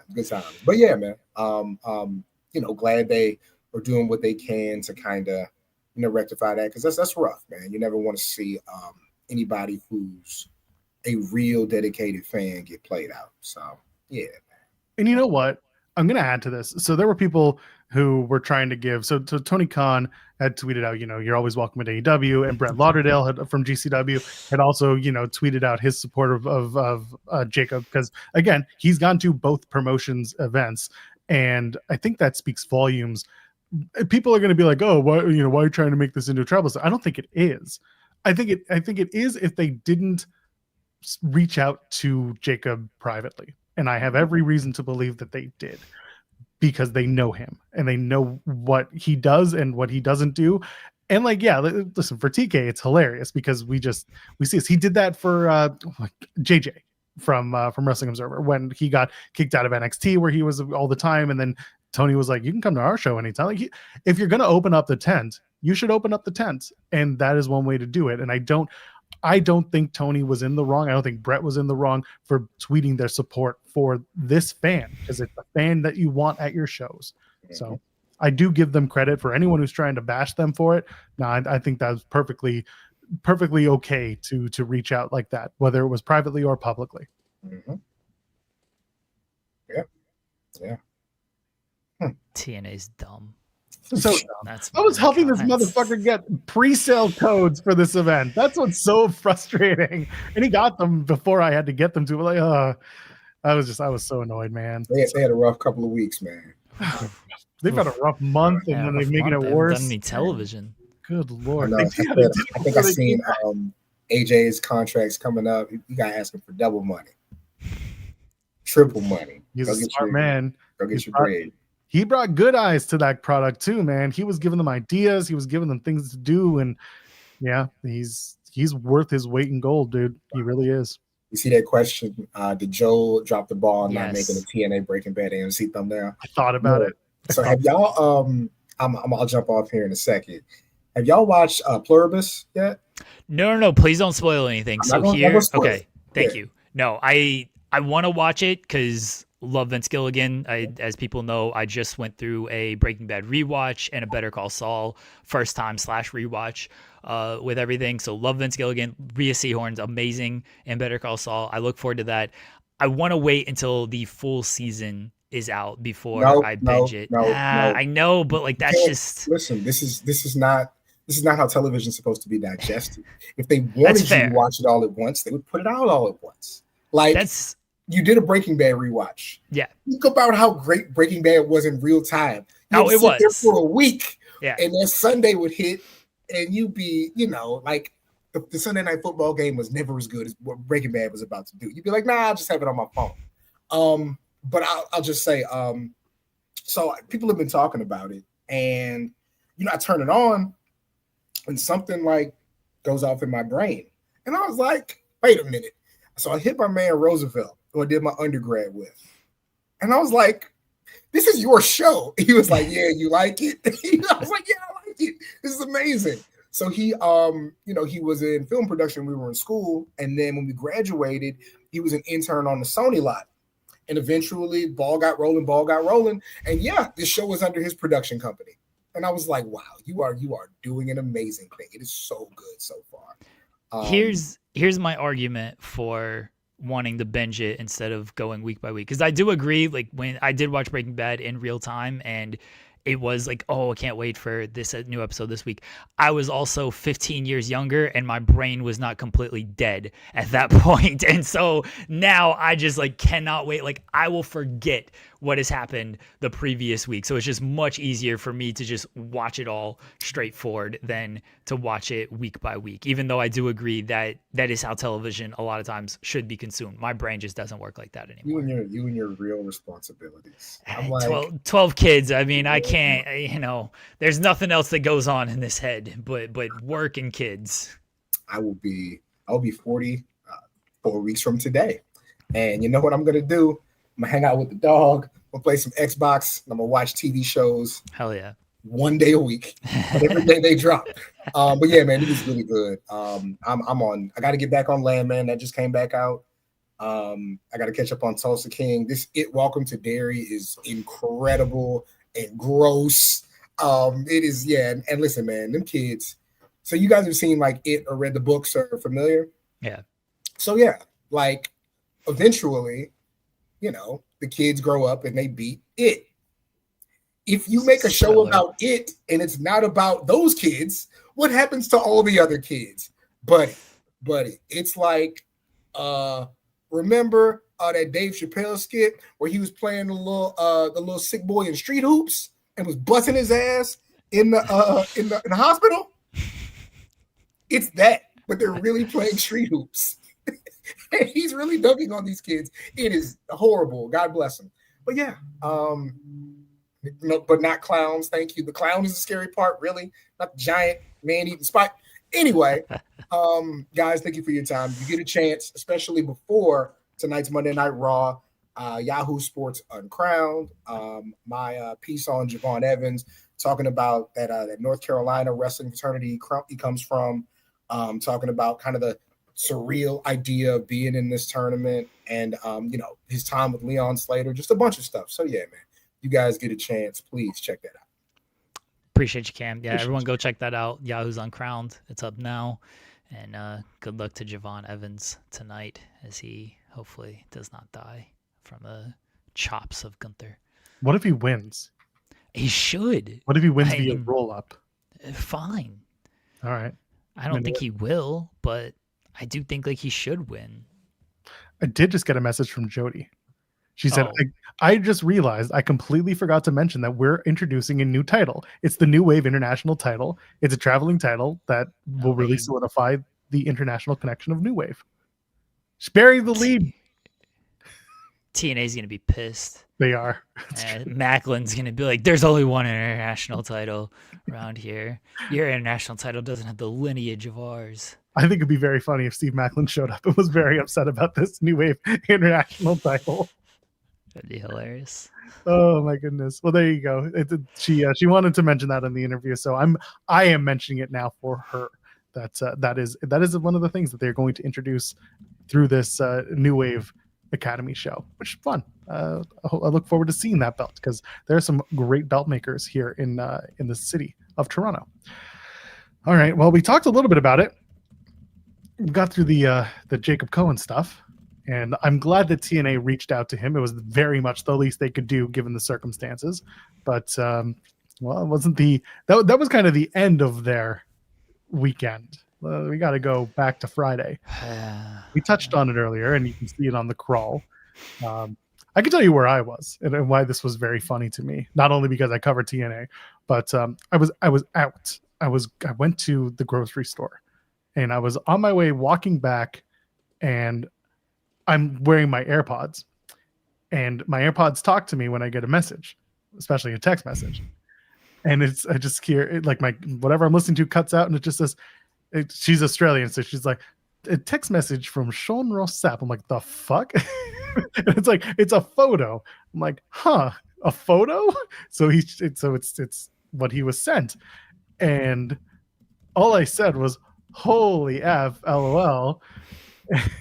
And then we went back and forth, and I was like, I'm waiting for TNA socials to post it because this is like I'm waiting for them to post this, and they didn't. But as Sean had put out there, this was an attempt at TNA from the inside to conjure up a story through storyline that Mike Santana was MIA going into the Turning Point event on Friday.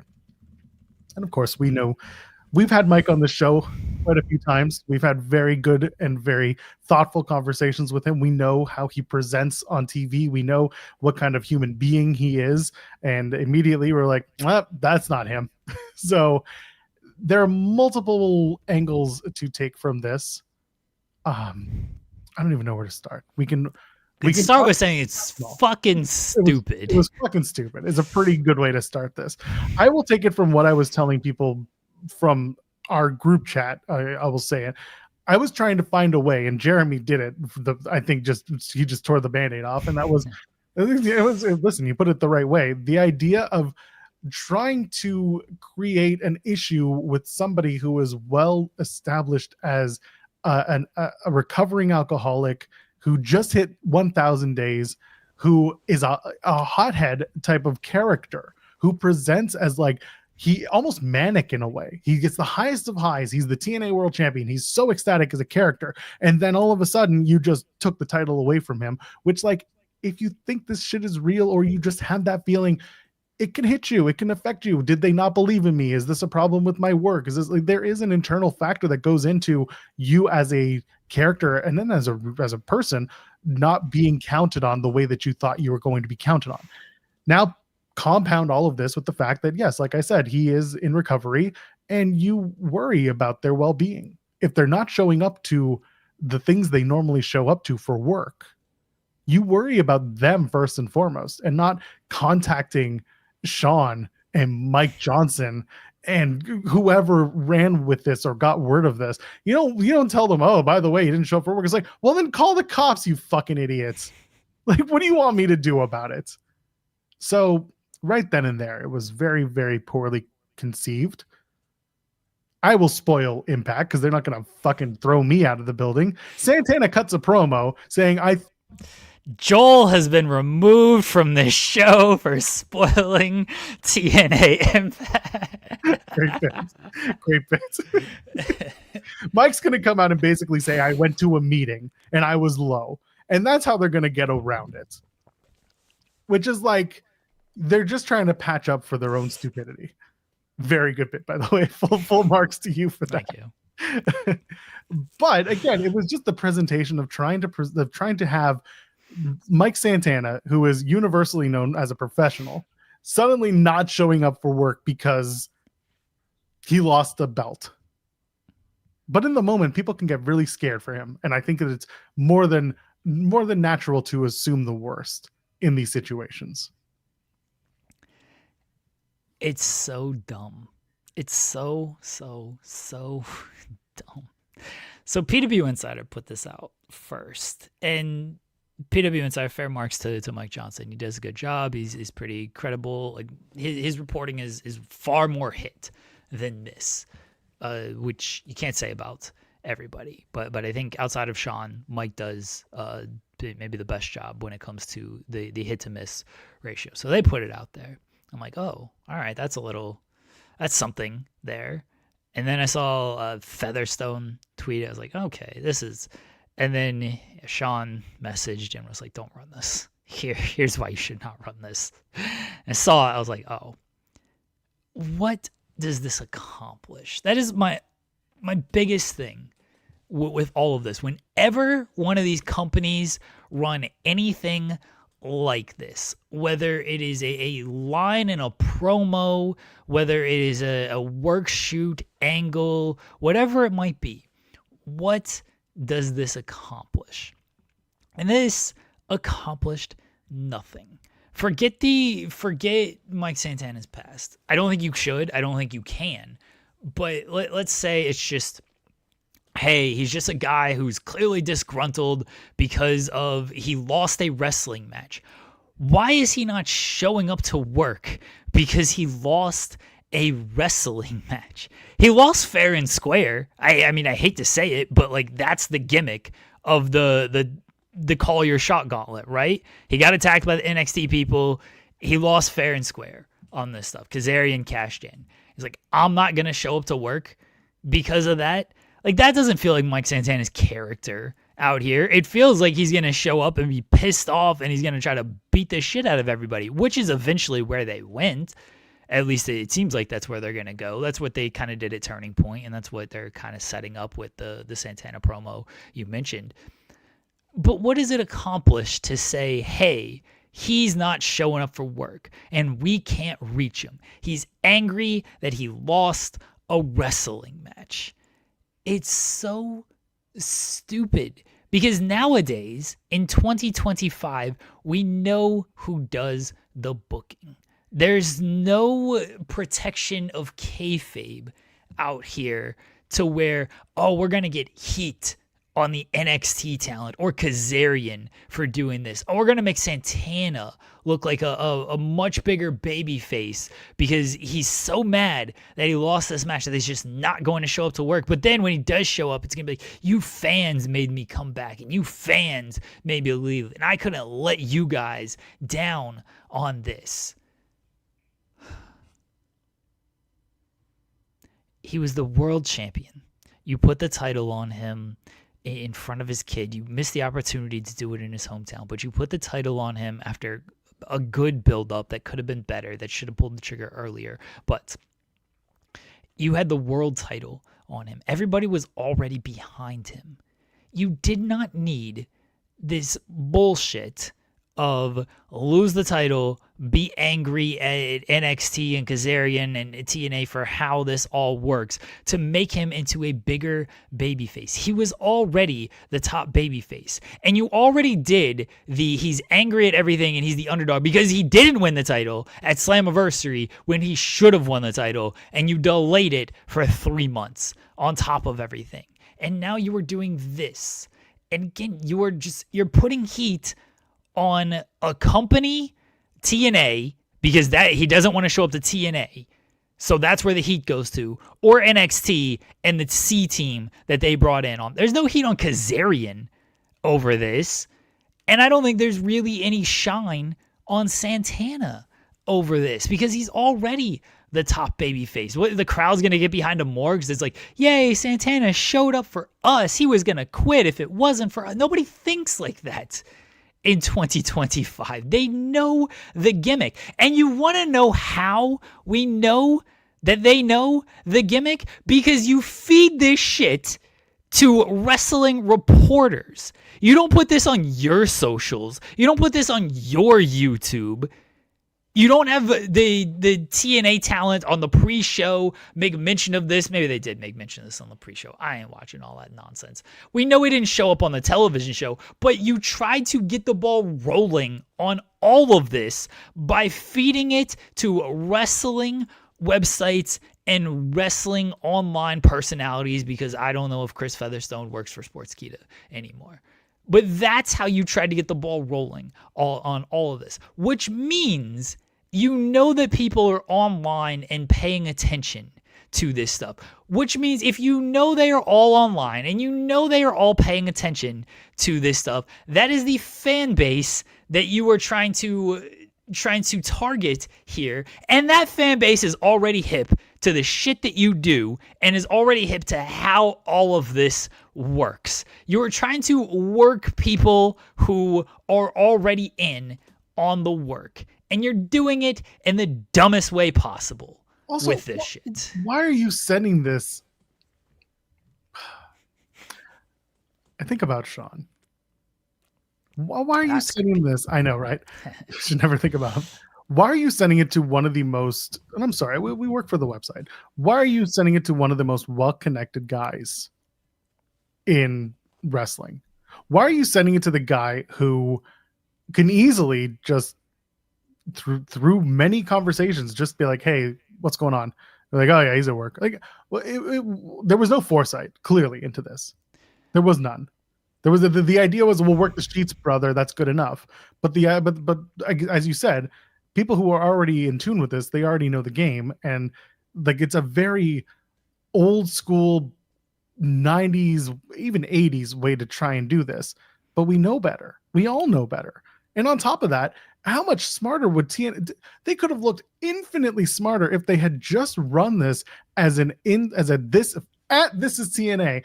As of Mike Santana has not arrived to the building. The main event for tonight's show is in doubt. If they had just put that out there, guess what? You would have had people been like, okay, they're doing a story. But you know what? At least they're doing a story. At least they're doing, because there have been no stories since Bound for Glory. Their stories are literally everything they made up on Thursday on a live Impact that they didn't take any time to even prepare for in the 4 weeks that they took off. So instead of doing something that would have absolutely moved forward a storyline, they tried to go through Sean, Mike, Featherstone, anyone who would listen. Did you think that this was going to work? Did you think, like, what was the intention here? I don't think there was any thought as to what this would do. I just think that they thought, we're going to make them look stupid. It's like, well, you completely failed at that one, because once you sent it to people who actually know what they're doing, they jumped on it and said, it's fake. Why are you doing that? Like, why are you trying to pull one over on us? If you're going to say you hate the dirt sheets, that's one thing. But if you're going to try and work the sheets, guess what? Sometimes the sheets get smarter than you. My favorite comment, and you see it scrolling by now, TNA executives were unavailable for an extensive comment. What the fuck does extensive? What do they? Here's the comment. Ah, shit. What do we do now? There it is. Like, what? Extensive? TNA executives were the one who gave this comment.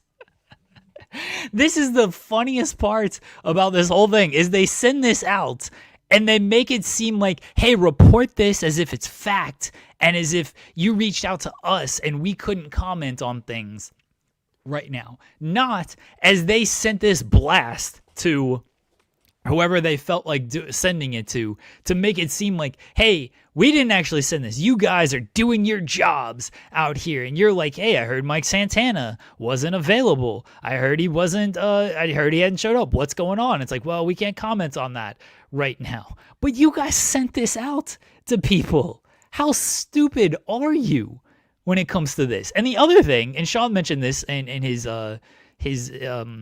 what do you want to call it? Editorial? Yeah. His opine. Yes. And it's out there on public record. Santana had an interview scheduled with Pro Wrestling Illustrated that got canceled to do this whole bit.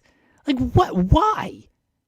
You're screwing up your relationship with legitimately the only, I mean, maybe not the only, but like, you're screwing up your relationship with the most respected pro wrestling magazine that exists out there. So you've screwed your relationship with two of the most reputable websites out there.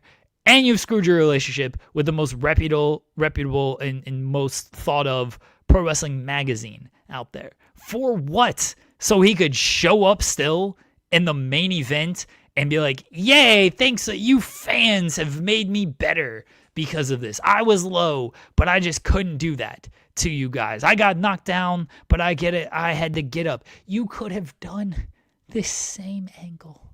This whole same angle. As Joel said, you could have put this out there on your social media. You didn't have to do that. We would have written a fucking article about it. Maybe. No, we would have. Come on, as a company, it's quote newsworthy from a kayfabe perspective. You know that it is the main event of their show. Depending on what time they put it out there. If they put it out there like 6:00, then no, I ain't writing this down. Yeah, no, but you know what I'm saying. If they did it in a timely manner, like it's something that we absolutely would have covered in some way, shape, or form, and it would have been at least an interesting like kayfabe talking point. It would have been a storyline talking point. Is he okay? Is he upset? When will he, like, whose side is he on? Almost like you can at least do something with it. But instead it was, let's do it like this, and thinking it was a good idea. So as Joel mentioned, you could have put this on your socials, your website, whatever. You didn't even have to do that if you didn't want to. You opened the show. You got the pre-show, right? And there's Gia Miller, or whoever it's still Gia Miller, right? She's the backstage interviewer. I know she wrestled, so I don't know if sometimes they go with something. I don't watch the pre-show. They put her right back to the backstage. They never did anything after that. Anyway.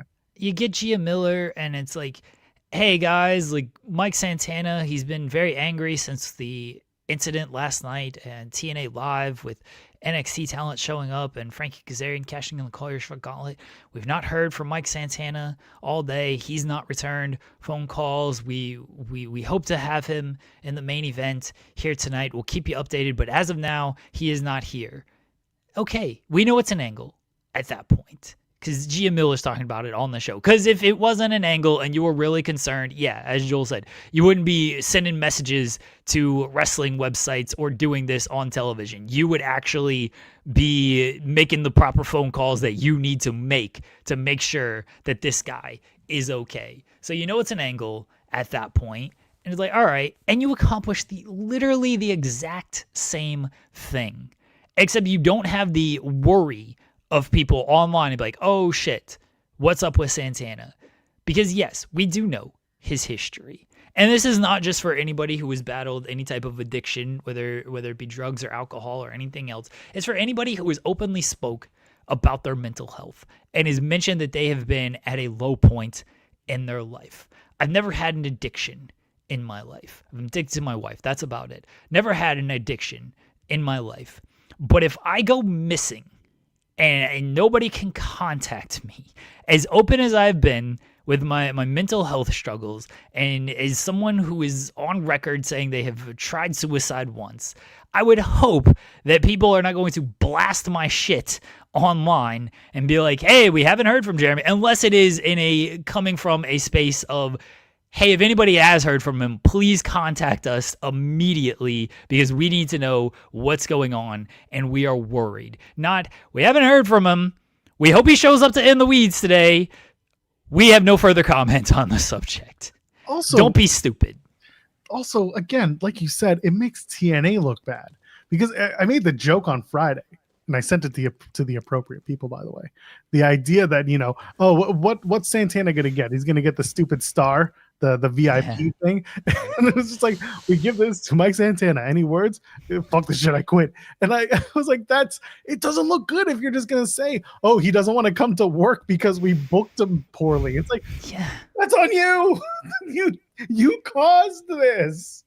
It wasn't, nobody's blaming Mike, and you're trying. And also, if it's someone from TNA who's trying to play this angle out like they're putting the blame on Mike, Mike is blameless in the situation. Santana didn't do anything wrong.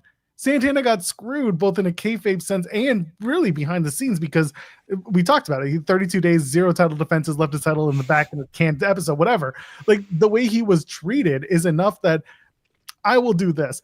Mercedes and Naomi, when Sasha Banks and Naomi, when they left WWE, they were pissed off at creative and they walked out. That's how I would have seen this if they had tried to make this an angle. I'd be like, yeah, no, Mike did nothing wrong. The same thing. I'd be like, yeah, Sasha and Naomi they wanted more and like you didn't give it to them, so they walked out. Like, that's perfectly okay. I get it.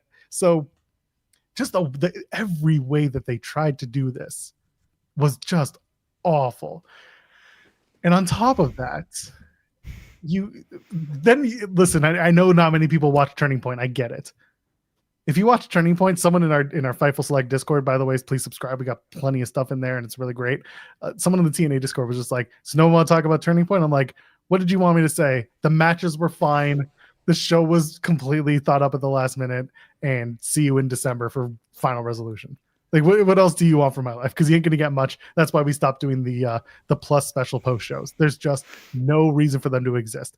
I'll put over the X Division title match. I thought that was really well done. Thought it was a fun match, and I thought that it was Rich Swann versus Leon Slater, and also the System versus the Rascals. Desmond Xavier, not Alexander, came out, and he's back working with TNA, not under contract but doing stuff. Again, Fightful Select had that report.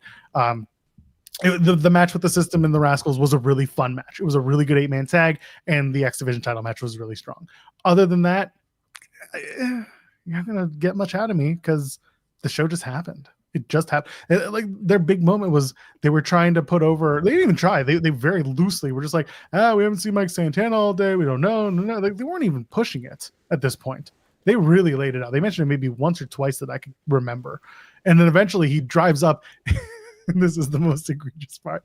He's in like a Mercedes not even a G. I don't even think it was a G-Wagon. It was just like a Mercedes SUV. I was like, come on, your gritty 41 champion shows up in a Mercedes SUV ready to fight. It's like, couldn't at least give him like a badass truck, or like presentation does matter. But anyway, I digress. He comes out and he does it, and he does the entrance, and he walks out through and you see, by the way, if you're really watching, you see Dreamer kind of walking through the background of the shots. I'm like, I see you. And he goes in, and like they finish the match. He tries to hype up the crowd, but at this point the crowd's just kind of like, hey, you showed up for the match you were supposed to be in 15 minutes ago. And it's whatever. Shout out to, again, we love Macklin on this show. Shout out to Matt. You hate him. I love him. Now I do. It's amazing how that switched. Yeah, it really did turn. It's upsetting, honestly. Yeah, for you. But like, at least Macklin, like, he tried to make something out of this. He tried to make chicken salad out of this. He was, fighting champion. I'll beat his ass. Or in the back, they did the interview, and he's like, I'm looking for Mike. Tell him I'm looking for Mike. It was the talent tried to do everything they could, but man, it was just not well put together at all. You know what should have happened here as Santana made his way through and he's showing up to work a little bit late and everything. A little bit late. He should have walked through when he's walking through, and you mentioned Tommy Dreamer was there and everything. He should have bumped into Carlos Silva, who wants to be a television character now. Fuck! And he should have just punched him in the face and been like, you let these NXT dudes in here. Carlos Silva wants to be a television character that bad. He wants to have this authority, even though you have a director of authority. He wants to investigate why his roster gets their ass beat by Robert Stone. Mike Santana should have come in there and just laid him out and been like, this is on you, dude. How'd you let these dorks in here when you said you were taking measures for them not to be in here? And just beating the hell out of him. Then it would have been like, all right, hell yeah, I'm behind Santana. Now, this whole, I don't like the fan service stuff. The fans they're part of the show. They're a big part of the show. You should not be doing stories to make the fans look good. Do the story that the fans get behind and that the fans want to cheer for or want to boo this person, but do not do stories of, I did this for you, the fans. Sean always rips on the you people promos. This is the babyface version of that. I did this for you people. I showed up for you people, the fans. Like, yeah, we matter. We're so important. It's dumb. Just do a good story. Just do a good story that the fans will get behind and be like, I like this person. I want him to show up. I'm going to cheer for him. Instead of trying to serve me like, you guys matter so much. We love all of you fans. Please support us because we need all the support we can get right now. Just stop it. Just do good stuff. Do a good story. Knock up this bullshit about the fans suck. I mean, that's fair. Dude, when they did the King speech, we had such better plans. The Lexus King should have come out and been like, I'm challenging you to be the true King of TNA. So we got Carlos Silva. Yeah, my idea didn't look so bad now, did it, folks? With Lexus King coming out. Carlos Silva is just like, Frankie, I want you to know that your title win was really, really nice, but we have to do an open investigation, and you are a prime suspect. And it's like, you're not an on-air character. Stop letting people tell you that this is okay. It's okay to be backstage. It's okay. Your predecessor. I know people don't really care much for Ariel Schneider, but you know what I liked about Ariel? More than anything in the world, Jeremy? He stayed the fuck backstage, and he just didn't go on camera. He didn't need to. Because guess what? As much as I dislike Santino Marella, at least you have an on-air authority figure who does things for better or worse, who appears and like has some sort of authority, but now he's got to fight his son-in-law from the fucking C team because he's upset. How could my daughter bring in his son-in-law? Like, what the Carlos Silva should not be an on-air character in TNA ever, ever, ever, ever, ever, ever, ever, ever. And this whole like, well, Dana White is there for you for UFC, and you got Paul Levesque, and you got like even Tony. When Tony shows up, like there's just this stupid, there's a stupidity to Tony now where he's not serious. When Tony shows up, you like it's serious, but also it's not, because I think people have figured out, and maybe Tony has or he hasn't, I don't care, that like when Tony shows up, it matters, but also it's kind of stupid.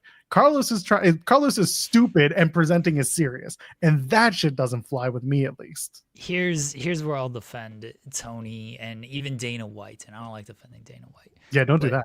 But here's where I'll defend them, and here's my issue with Carlos Silva and Triple H, and what used to be with Tony Khan, honestly, and we talked about it at the time. People will get where I'm going with this. If you're the authority figure, fine, be the authority figure. The problem is with Carlos Silva and Triple H is you have appointed other authority figures to your brand. You have a SmackDown general manager, you have a Raw general manager, you have a director of authority, right? So when they make a stupid decision, it looks even dumber when the other authority figure who we know exists and who wants to jump on screen whenever they want to jump on screen doesn't come out and be like, hey, this is actually pretty stupid. You know what we should be doing? This instead. So you have two levels of stupidity when it comes to this stuff. Now, I think Adam Pearce and Nick Aldis do a fine job with stuff. They aren't always stupid, but there are very stupid things in TNA, as is tradition with that company. The same thing with NXT. We know there's Ava, but we also know there's Shawn Michaels who can make decisions. So you have multiple levels of stupidity when it comes to that. AEW did this with the Christopher Daniels thing. When Christopher Daniels would do stupid things, but Tony Khan existed, we were like, well, why isn't Tony Khan jumping in here and being like, hey, no, that's actually really dumb. We should not do this. Instead, everyone looked dumb when they would do dumb things like strip the trios titles, but then give them the same rematch or whatever the hell they did. Remember that whole ordeal? Now when Tony, there is no Christopher Daniels being an authority figure out there. It's Tony. He shows up every now and again. He doesn't even show up on screen. Like he's just in like the locker room sometimes, and it's his voice. And when he shows up, Lexi Nair is telling people. Yeah. Tony's relaying info to Lexi or Tony Schiavone or Excalibur or whoever the hell he's relaying it to.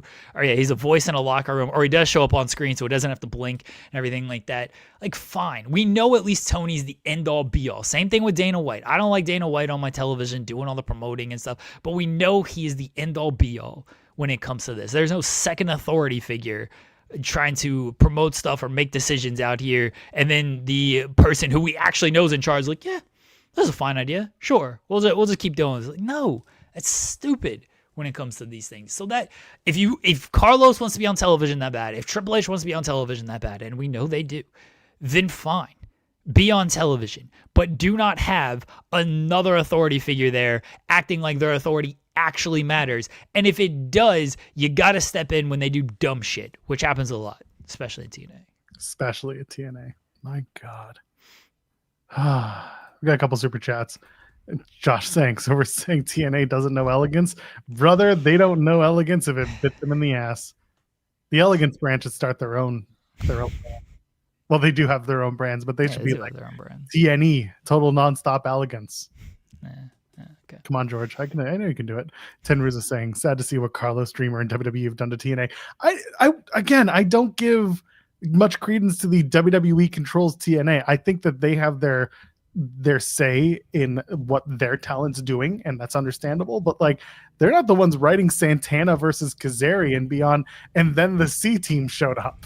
Like they're not the one putting the title on Kazarian. They're not telling them, hey, put the international title on Kazarian for a month. No, that was a TNA call to put the title on Kazarian so that Kazarian could have the international title on NXT TV. That's not WWE. But for Carlos and Dreamer and Delirious, by the way, don't forget there is a second person in creative. The other D is Delirious.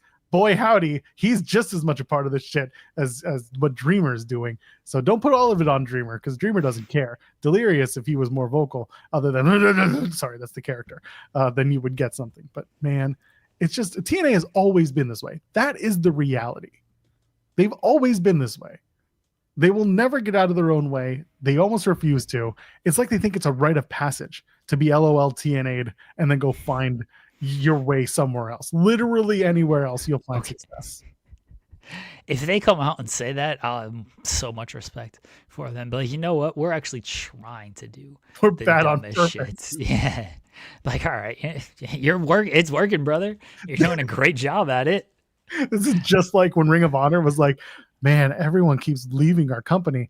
What if we tell them everyone goes elsewhere?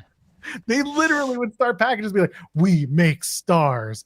And it would be like Sami Zayn and Kevin Owens and Adam Cole. It was everyone who was leaving from WWE at the time, or the Young Bucks. It was just the funniest shit was when ROH was like, yeah, I guess we just exist and give people away once they're aged out, I guess.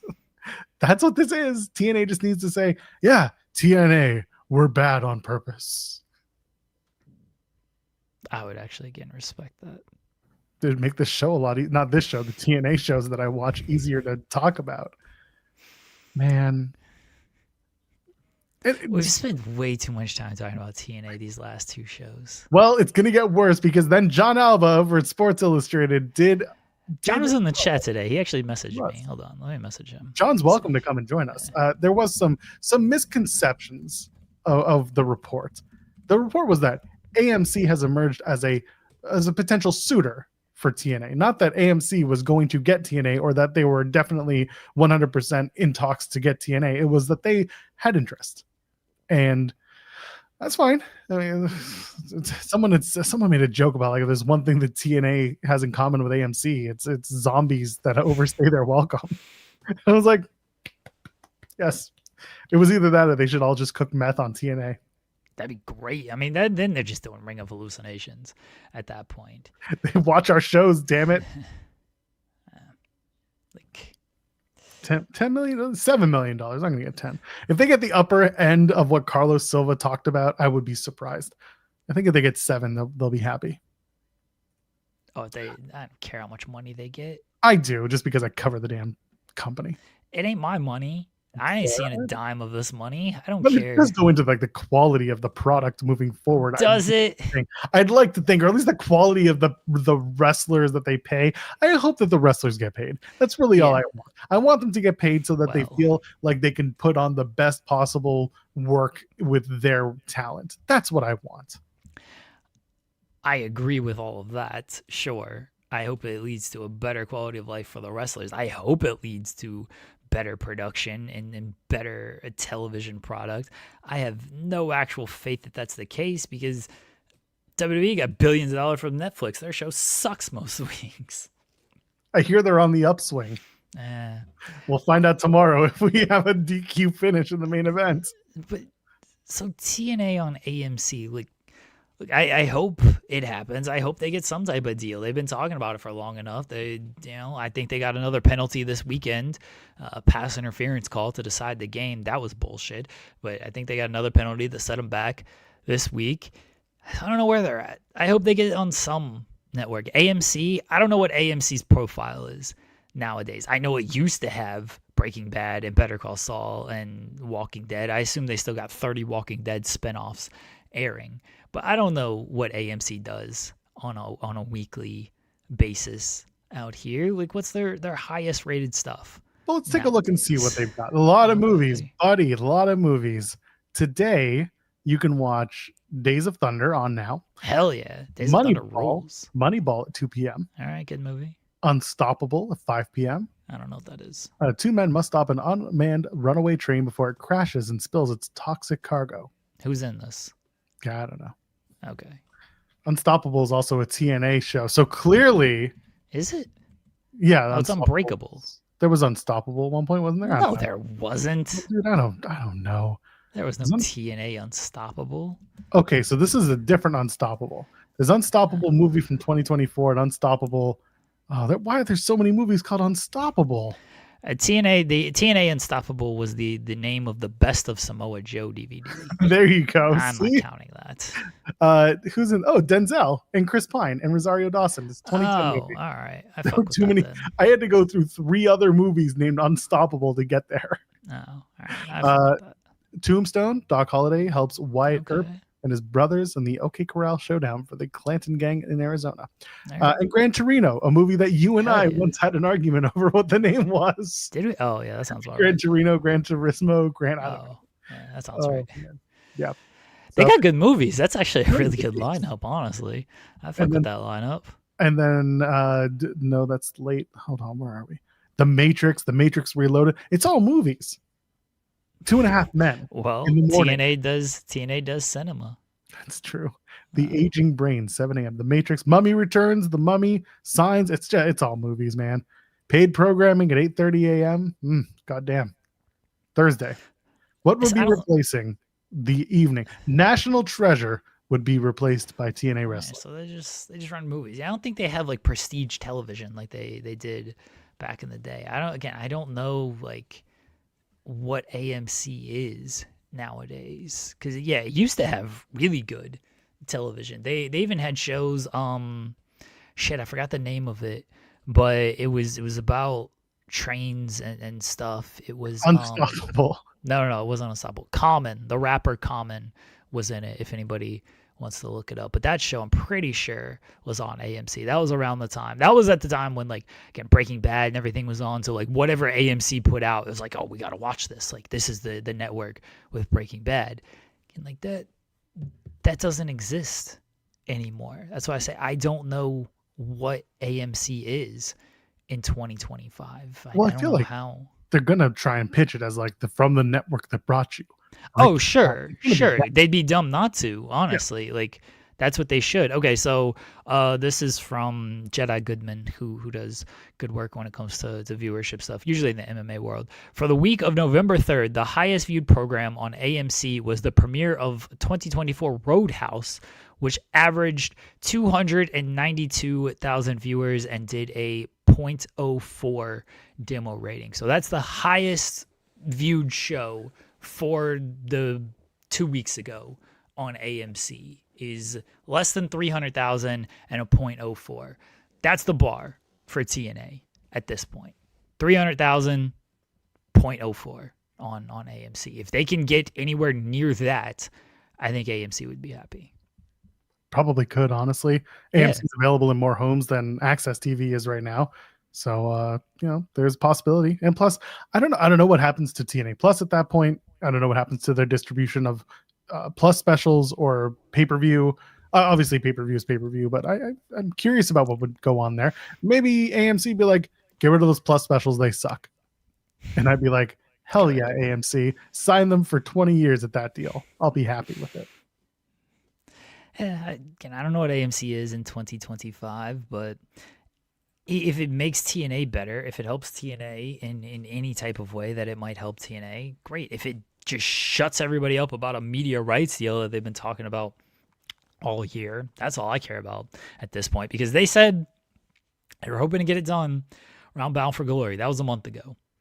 They were hoping to start everything in January. Well, we're less than 2 months from January, and there's been no actual movement on any of this. And I do think, this the BD double penetration rating nonsense is probably hurt. That's what's called, right? For some wrestling, yeah, it's basically been like that for their numbers, but sure. All right. I do think like that is hurt things overall, because usually DP does hurt. That's true. I mean, some people take it well. That's true. It takes a little bit of time. BD and P, go ahead. It takes a BD to really get in that P, let me tell you. So, like, I do think that hurts the overall negotiations, because networks look at that stuff and it's like, wait a second, we thought you could bring us 500,000. I know that nobody really thought TNA was going to bring that. I'm just using numbers here, folks. We thought you could bring us 500,000, but now it looks like you're only going to be bringing us 400,000. So we're not going to give you as much as we were originally going to give you, when your floor has been lowered to this level and your ceiling has been lowered to this level. And it's unfortunate. The timing of TNA is very unfortunate, but it's a thing. Like, it's a thing that networks look at, whether anybody wants to admit it or not. Yep, we did it, Jeremy. We're almost at the end of the show. Okay. Do we have much else to talk? I mean, we didn't get to Collision. I know you and SP3 can touch on that. Collision was a show that had a bunch of really good matches. You Mox hate on Collision. commentary. No, I'll put it like this. The one thing that I was like, I don't know how I feel about Mox on commentary being funny after he just lost Blood and Guts. And yes, later on in the show, he got pissed off and like he laid out the challenge to Kyle O'Reilly. At that point, I was like, all right, so we got to a point where he got pissed off. The crowd pissed him off and he made the challenge. Thought that was good. I was not a big fan of having Moxley just like pal around and make jokey jokes on commentary the whole time as if everything was fine. Because like if it's Mox who's a hothead, nothing should be okay. So I don't know, that part didn't really get me, but yeah, I thought Collision was a perfectly good show. Like wrestling was wrestling and they all wrestled well. And what do you want? I think it kind of fit with who Mox has become. Now you can not like who he's become in all this, and I can understand that, but I think it fit with kind of who he's become of like, and he said it as much on commentary of like, yeah, I lose. Okay, I've won millions of matches. I've lost millions of matches. And I like that this he addressed it. I thought that was good. And this is another loss. He's lost a few big matches this year, and he comes back and he's kind of just the same guy with things. It's like it doesn't affect me in that way. I'm just gonna come back and I'm gonna live to fight another day type of thing. I did like the video package and O'Reilly, his comments after Blood and Guts and Moxley getting fired up and leaving off of that. So I assume that's a match we'll get at Full Gear.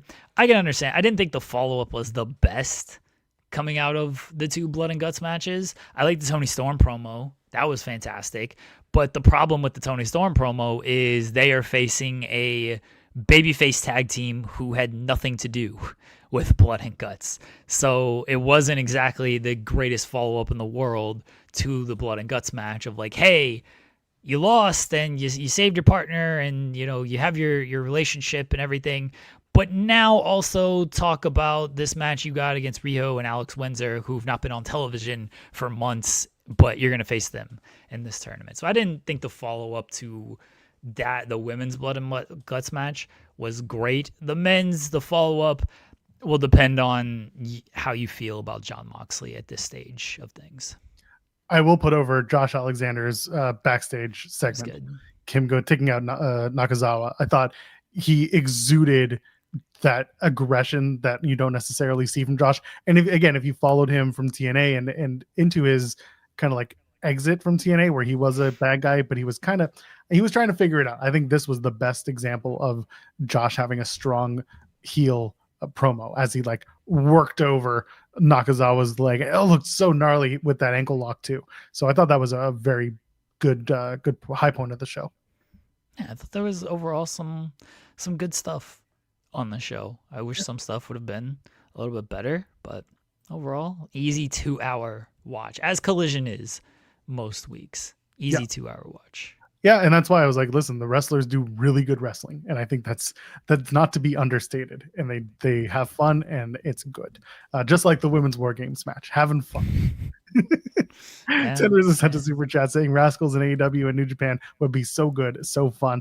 Wow. Allegedly, a couple of them are in a contract year, so we'll see what that turns into. But all four of them wrestling together for the first time ever on Friday was very, very special for them. So I do love that they got that opportunity. And they did it in a place where they all, minus Myron, all kind of came together and had some success.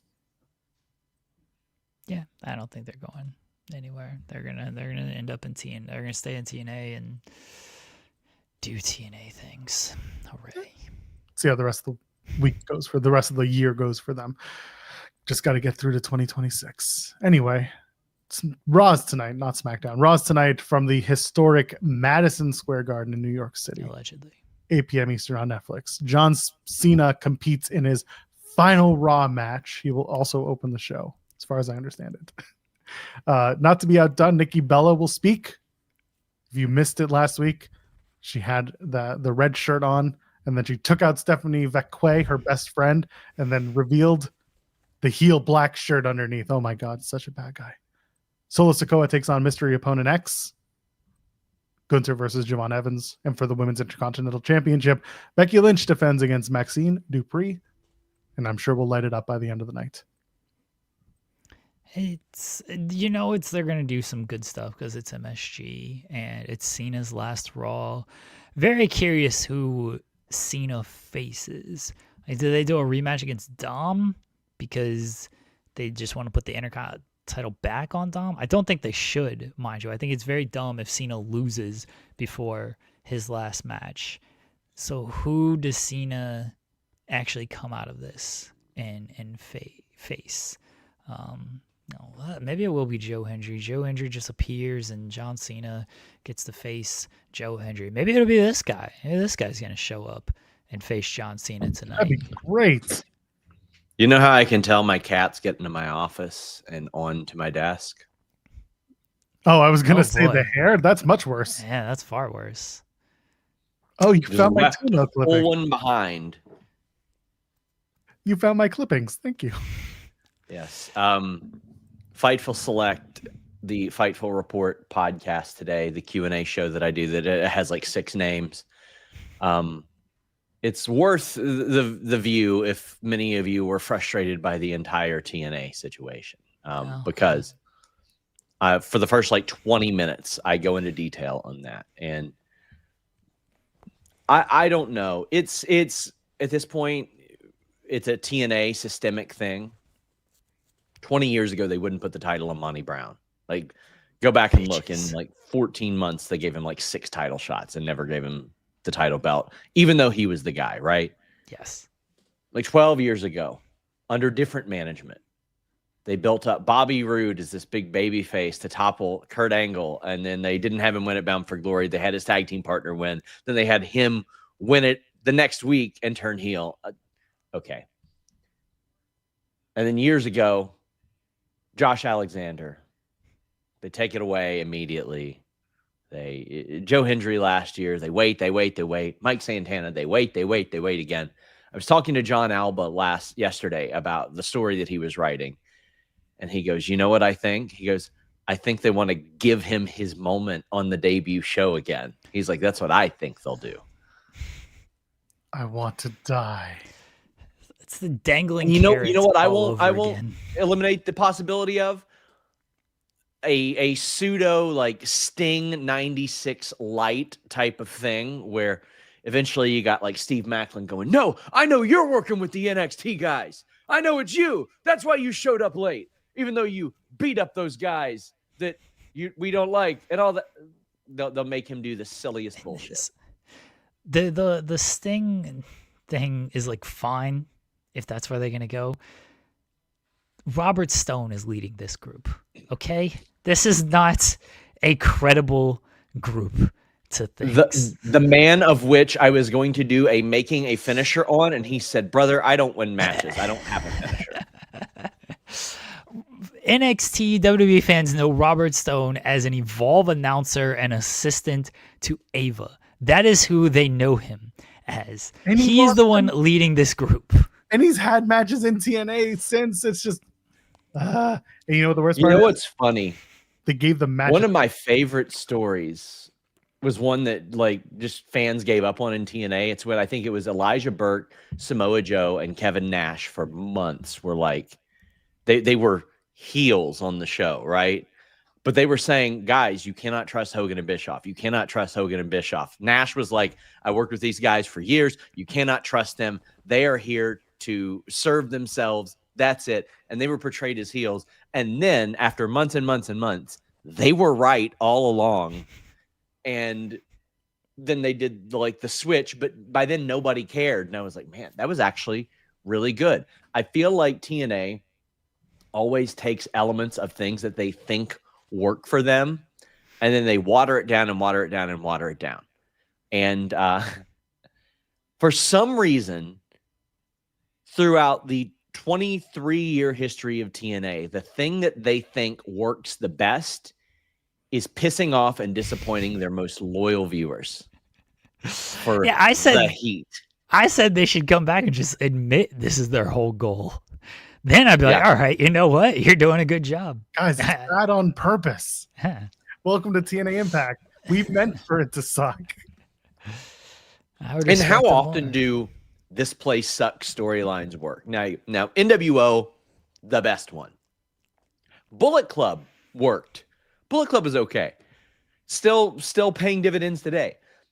Death Riders was a chore to sit through, but is now, paying off because John Moxley is like, where's Marco's stunt? I'll lose to him. I don't care. He's like Kyle O'Reilly, can't even use his left arm. I'll tap out to him. Hell yeah, give me him. Like, we're seeing That's that also now.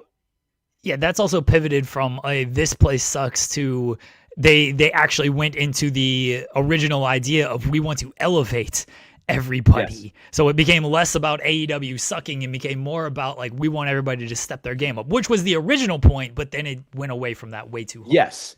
They had too many cooks in the kitchen very early on, and it was a chore to sit through, and now it's finally paying off to where I don't mind seeing the Death Riders on TV now. Like it's much better now that it doesn't compromise the top title. They do the same story in TNA all the time. And I will never forget what made me love TNA. It was the exact opposite of WWE. That's why. Puppet jacking off in a trash can. Yeah, that.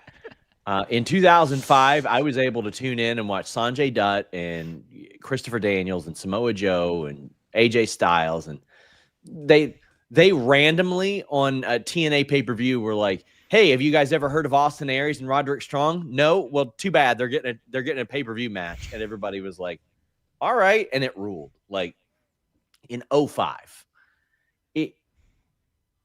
I don't know, but what happened Friday was so weird.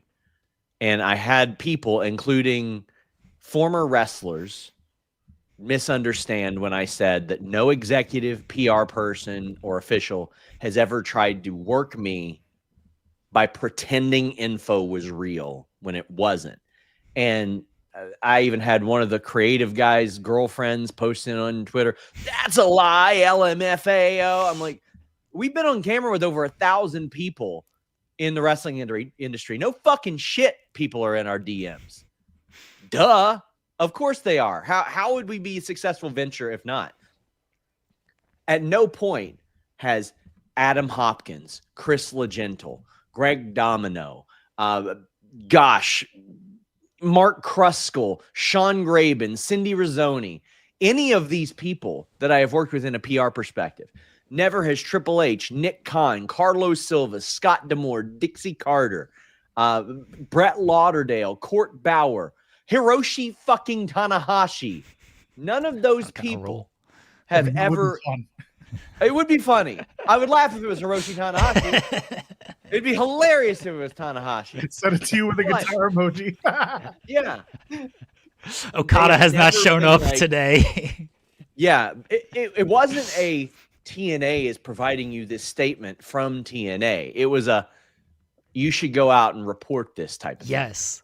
And that's what I said earlier of this wasn't a, hey, put this out there. This is our statement on the matter. And the line that gave this away, I mentioned earlier, of like TNA executives have no further comment or no extensive comment on this. So yeah, they're trying to set it up as you dug for this info, you asked around, and you asked them, like, hey, I heard Mike Santana wasn't here. Can you comment on this? It's like, no, we cannot further comment on this.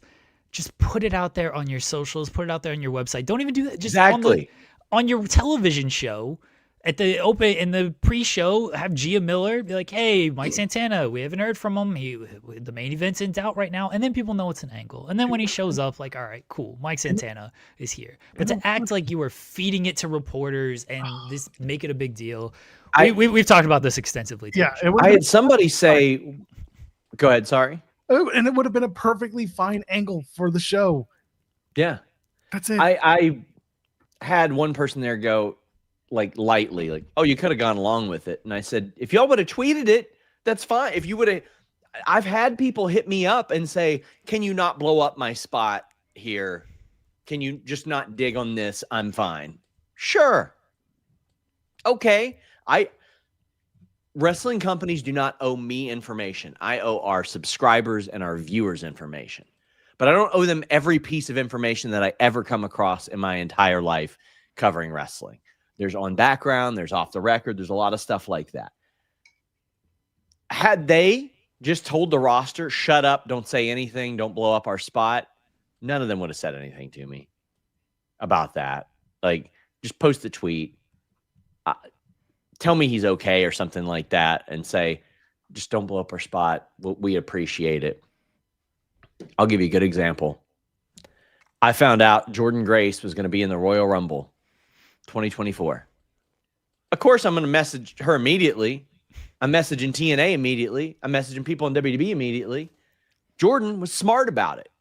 Very smart about it. She goes, you don't put it out there, I'll give you an interview. Perfect. I can deal.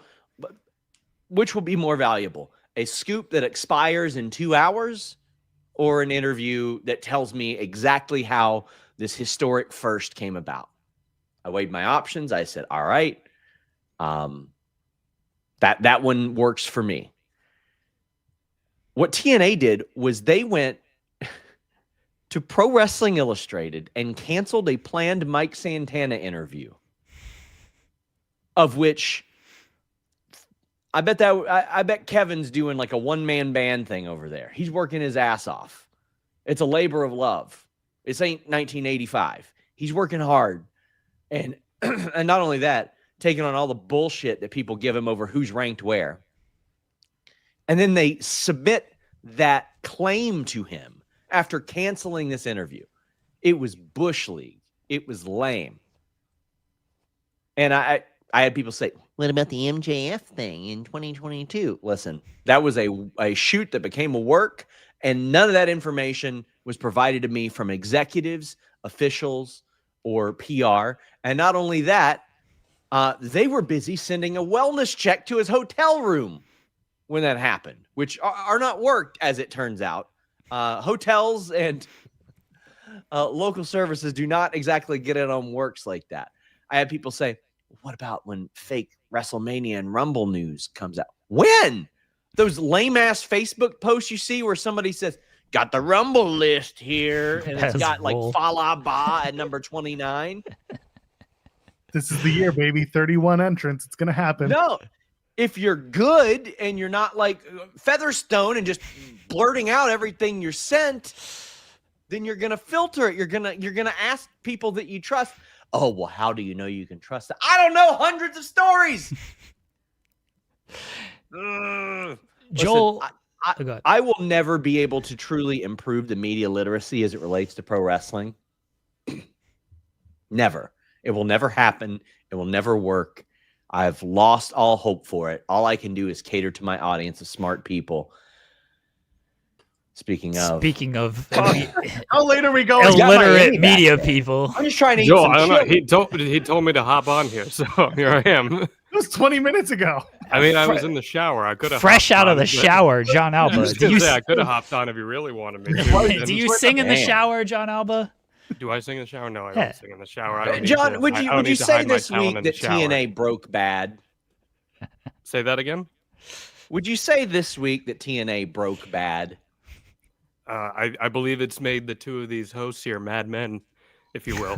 I think that's another show that was on that network. It is indeed another show that was on there, yeah. Mad Men. Yeah, that was a good show. Oh, yeah. Yeah. Badly broke, maybe. But anyway. We've talked a lot. I mean, listen, say what you want about everything that's going on with TNA right now.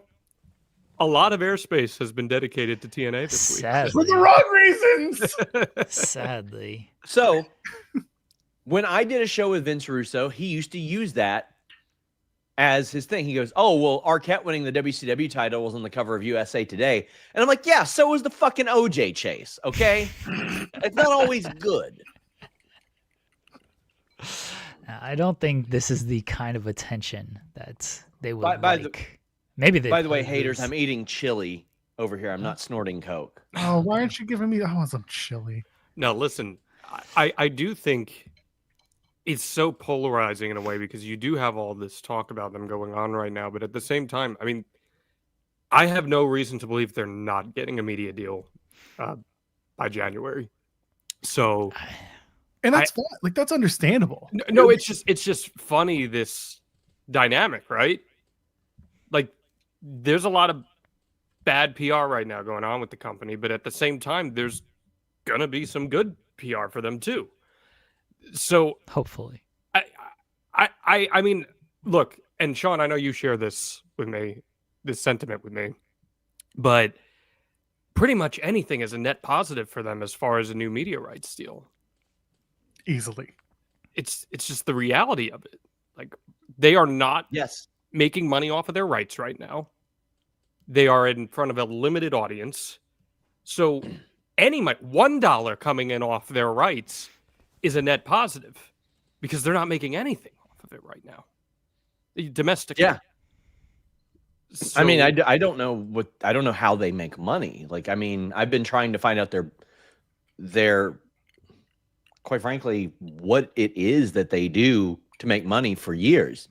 And nobody seems to know outside of, well, maybe they're a loss leader for the larger elements of what they're doing. Because I've often said this, the only commercials that you'll see on TNA are usually like Access commercials for Sammy Hagar concerts that are going to air on Access. Like I just remember seeing those an awful lot. It's but then it's also like, depending on what money you make, how are you allocating that money? Where is the money going? Is the money going towards being a live TV program every single week?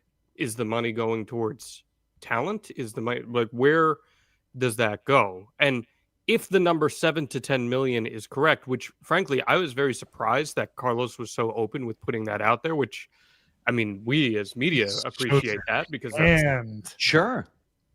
But 7 to 10 million a year, again, net positive, but that's not a ton of money to be able to invest in talent with what the competitive pay scale is for pro wrestling these days either.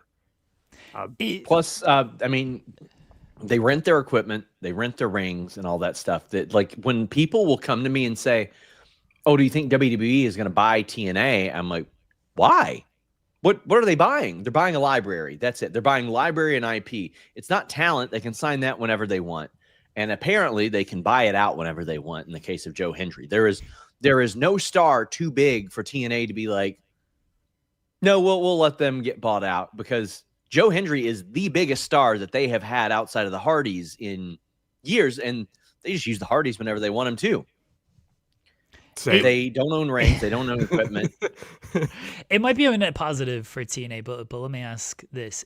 Can it still be disappointing, even if it's a net positive of, we've heard all of this chatter of CW, A&E, now AMC, but what if it just ends up on like the CW app?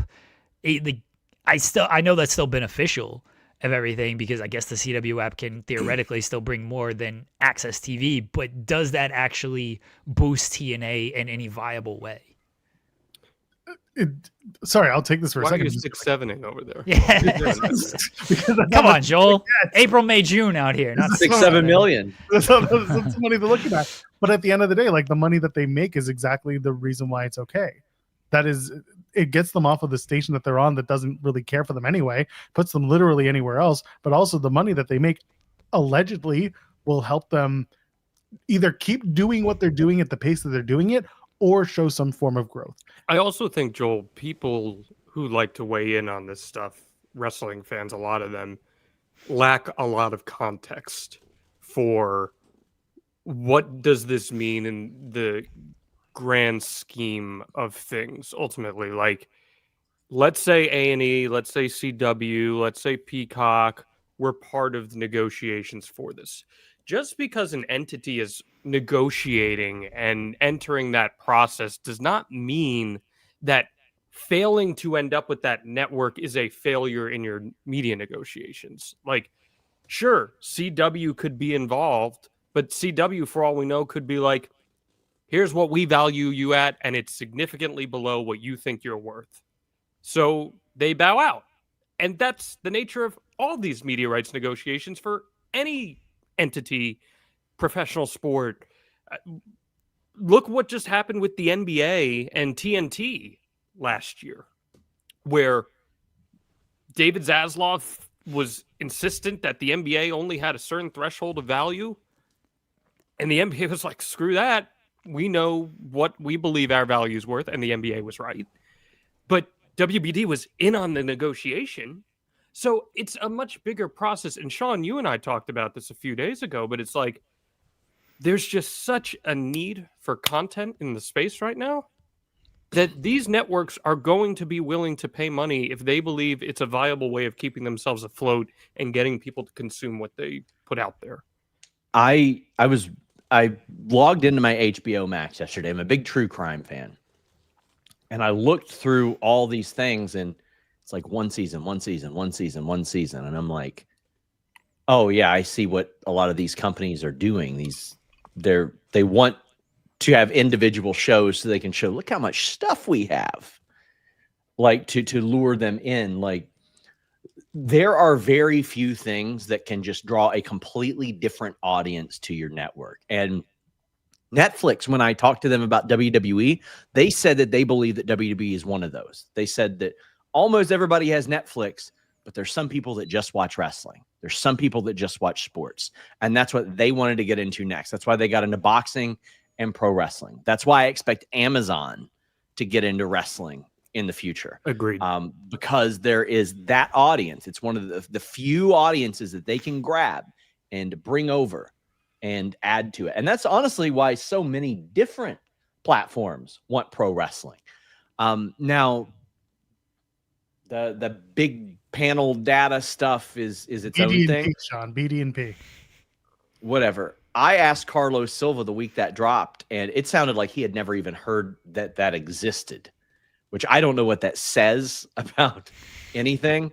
But I straight up said, like, is this affecting you all? Is this going to get you all lowballed? And he's like, hasn't been brought up. He's like, don't even know what you're talking about. And I had to explain it to him. Also, I'm 98% positive he thought I was you. So yeah, I know you did say that. You thought that he thought that you were. He called me John, and then I hung up, and I said, "I bitch," and hung up. John Ross Sapp over here. Yeah. Yes. And then there were other comments made about Graves and stuff. It was just weird. It was a whole weird conversation. But no, but like someone in the comments are saying, like, is there any benefit in negotiating with WBD? No. I mean, WBD is going to get sold and it might dissolve as a company altogether. So there's no benefit of that. And that's part of the conversation too. I know you guys have hit on this, but it's like the real estate is slimming. There are not as many places that you can go take your media rights to these days that is on cable or broadcast. A lot of the offerings are strictly over the top, or they're consolidated to the point where they have existing relationships with other organizations. Look at this real conversation 2.5 hours into your show. It's upsetting, honestly. This is what happens when I show up. I got my little bowl of chili and I roll in 12 minutes after the show's supposed to be off. Yeah, we never ended 12 o'clock. That's a yeah. myth. We got to be running back. We got to be bored out of our gourds. We've done at 12 these days. We were trying to wrap. Joel was doing on the Raw preview and everything. Yeah. We had a moment of the weekend. I'll be at Raw tonight. That's unfortunate. Will you? I'm handing out a lot of because we got our Hardy party at Connolly's in New York City on November 22nd at 11 a.m. where tickets can be purchased at hardyboyslive.com.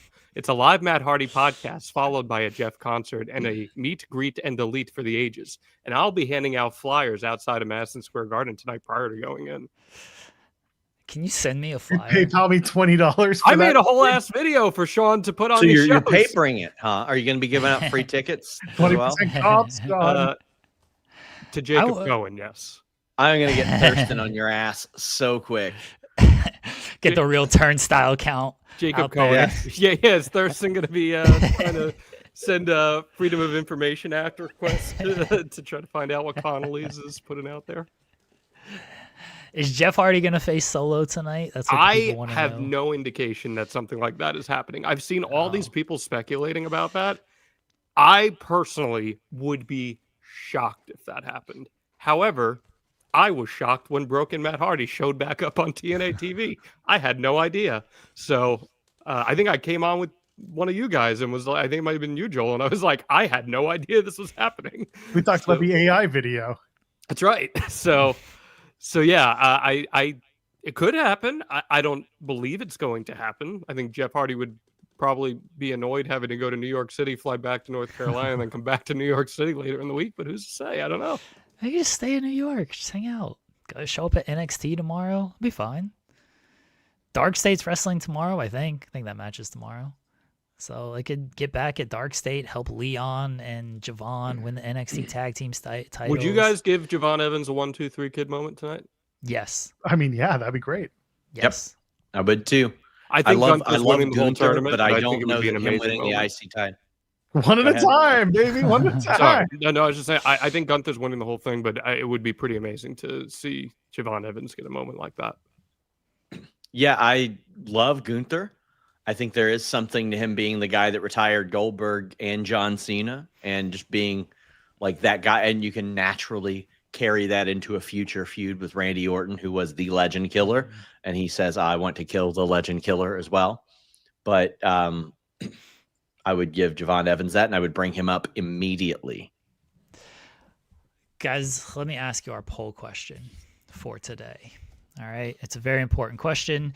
The people need to know the answer to it. Will Triple H or should Triple H open Raw? Yes. Just enjoy the show 100%, or it's what we do. I voted what do you guys in this. think? I voted in this. I said it's what Did we you? do. It's Yeah. what we do. Sean? I'm going to go with D. You like that? Question mark. You Well, like get that fo- D. All right, got it. I only get 4 options. These are our 4 options. It's what we do has won our poll question with 60% of the vote. Just enjoy the show got 23%. Yes got 11%, and 100% got 5%. It's got to be. It's what we do. Yeah, I agree. Because it is what we do. Very That's much what they looking do. forward. Yeah, very much looking forward to Triple H telling everybody cheer for John Cena. Like, You know what they're gonna cheer for John Cena. You know what the best part is? When he either tonight also brings out Shawn Michaels because they're doing NXT the next night, or when Paul shows up tomorrow night for Gold Rush and does a thing with Shawn Michaels in the back because they're in town again. Maybe Carlos Silva will congratulate John Cena for winning the Intercontinental Put Championship. the title around his waist and then tell him he's part of an investigation that's ongoing. Yeah, let's go. Just a couple guys that hate being on TV, right? So much. And then I, as John Ross Sapp, will reach out to Carlos Silva. I did have an idea when TNA gets this new television deal and their first show, we talked about, stop blaming the company sucks. My idea is, why are you laughing, John Alba? Just keep going. It's fine. My idea is that they place the blame on why the company sucks, why it's so terrible, and Bishop Dyer comes out. Yes. Like, it is all his fault that this show has sucked Hey, for buddy. the last 6 months. You know who else is also a free agent? Saraya. Oh. It's these GMs from 2018's fault. Killing It has our been a show. domino effect. It was a trickle-down effect. This is what Reagan was talking about that whole time. He predicted it, and now that's why the show sucks. It's because of Saraya and Bishop Dyer. Bishop Wait, Dyer it comes out was. with his It wasn't like Commissar Bishop Dyer. It was Constable. Constable Corbin. Yeah, Constable Corbin. Yeah. Which Now is they're like calling one Detective step above Dyer. like a rent-a-cop. Yeah, we I talked remember about that with him. He had no idea what a constable was. Yeah, like in our town, we had one person who was a sheriff's deputy, and then there was a constable. And we're like, bro, you don't even have a uniform or a badge. Like, why? We're not listening to you. Constable, very important person. TNA should just blame him. Guys, I want them to do well so bad. I love so many of the people there. And I look at people like AJ Francis, who where else was giving him a shot at that point, and he capitalized on it. And I'm with you. the Hardys found the perfect place for them in TNA, to where they draw and the company makes money off them. They make money off the company. Mike Santana was able to get his shot there. Steve Macklin was able to prove himself as a commodity there, like prove himself as a good character there. I just really want to see them embrace a lot more young talent. I really Me do. too. And there's some great young talent out there that are so TV ready on the indies that can still do the indies and keep the indies healthy while also getting TV reps on TNA. And I really want to see more of that on TNA television. I think that would be beneficial because aside from like the Hardys being a huge draw, what's been one of the more exciting parts about TNA programming this year? Leon Slater, right? And I mean, anytime Leon Slater wrestles, you want to watch it. And there's a lot of people like Leon Slater out there who deserve an opportunity. So I hope that's the case. I don't want to take up any more of your time. I'm sorry. I do. Spoken like y'all. I'll get out of here. But I appreciate goodbye, guys. Goodbye. I'm going to take a shit. Oh, wait, hold on. Joel Pearl is hosting the Survivor Series post show. What the fuck? It's supposed to be me and Cresta. I told you I get heat. What? Yeah. Oh, yeah. I forgot. That's a bit. The fans are pushing for me and Cresta. Phil Lindsay would have been. Phil Lindsay is on the show. Cresta would have also been on the show, but she called out that week, so not a possibility. Jeremy. Well, if it was going to be me and her, she would have done it. Called right back in. Yeah. Yeah, I mean, I would love to have Cresta on that show. Cresta is a good one. Maybe I can get her to host the Wednesday show with Alex, because the moment I saw 3-hour Dynamite, I went. More like taking it off. The fans are heated. That's a good 14 hours of AEW content over 4 days, and I'm getting old. I'll stay up till 1 or 2 in the morning, but I ain't reviewing shows till 1 or 2 in the morning anymore. I'll see you guys later. See you, Sean. Bye, Sean. What's really funny is I texted. So I was cleaning up in my place yesterday. My wife took my kid out for a bit, and I texted Kate just while I was, working on stuff, and I was like, "Sean's gonna get me so much heat because he will be on the Survivor Series post show." We just laughed. I do not care to do post-show reviews. I stopped caring about doing post-show reviews when I stopped doing the SmackDown post-show. So I think I've maybe done like a handful since then. Like Sean will ask me to do like a pay-per-view post-show, but like I don't want to do any of those. There is something intriguing about me and Cresta doing a post-show review because nothing would get accomplished. Like and that would kind of roll. 50,000 views, $5,000 super chats and number chats, and nothing would get accomplished. Zero wrestling reviewed. It's like, this match sucked. This is awful. 5 stars. That would be the review, and you would get a ridiculous amount of people watching it. It's just the clowns clowning, good enough for everyone. Who cares about the wrestling? Yeah, it's me and Cresta just acting a fool. And it's both of you just dressing up in the dumbest shit. Hell yeah. Well, hell yeah. Of course. One of you is going to dress up as a steel cage or some shit. I don't know. We'd wear our war paint for war games and everything. Absolutely. We'll go all out with it. No, nothing would get done. I'm very mad that you get this show. Is it just you solo? No. I think it is me and Phil. I think it's okay. me and Phil. All right, if it was Phil's always not only a draw, but also he's very good at giving that analysis and doing this. So like, I'm excited because I don't think I have worked with Phil on camera. I've done stuff with him back in the Know Your News days, but no, him and I on screen, to me is it's either going to be really, really good or really, really bad. And I don't know if there's an in-between. We're going to find out. Oh, we know whose fault it is if it's bad. No, it's mine. I know. I know what I'm doing. If I'm steering ship, then I think we'll be okay. And if Phil wants to steer the ship, you're going to get a lot of, it's fine. If it was just guy. I'm not your analysis guy. If it was just you, Cresta and I would run in and just overthrow you, and we'd do easily. the show. And honestly, that'd be a hilarious bit. It'd be, again, just like Thursday's TNA show that was an hour and a half of not talking about the good anything in TNA. So I got breaking news for you, Joel Pearl. Oh no. Do I want to see this? Do I want to hear about this? Oh, what is it? He freezes right now. He froze right. Okay. All right, sorry. Is this the All-Star Award? Yeah. Okay. Breaking news, everybody. Joel mentioned earlier that Santana might get an All-Star Award because he played ball and he was missing when he wasn't missing. No, folks. The All-Stars from Orlando Weekend in TNA. BDE, who had a match against AJ Francis. Okay, that's fine. Mila Moore, who came in there. Mila Moore. Mila Moore, sorry. Mila Moore. Isla Grace. Okay, sorry. Mila Moore, who jumped into the Knockouts tag team title match. And are you ready? Who did she replace in the Knockouts Tag Team title match, Joel? She didn't do anything.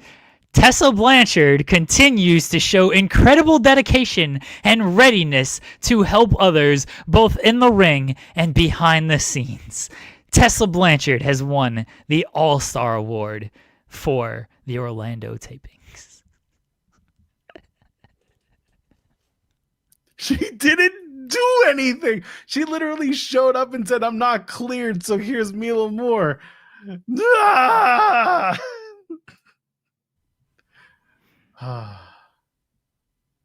All-Star Tessa Blanchard. All-Star go fuck myself.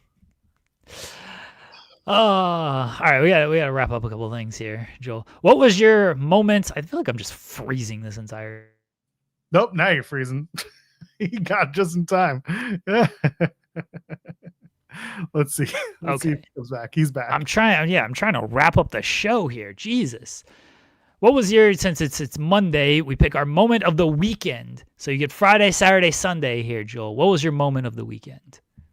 Oh, do I have to pick one? I can give a few if you want.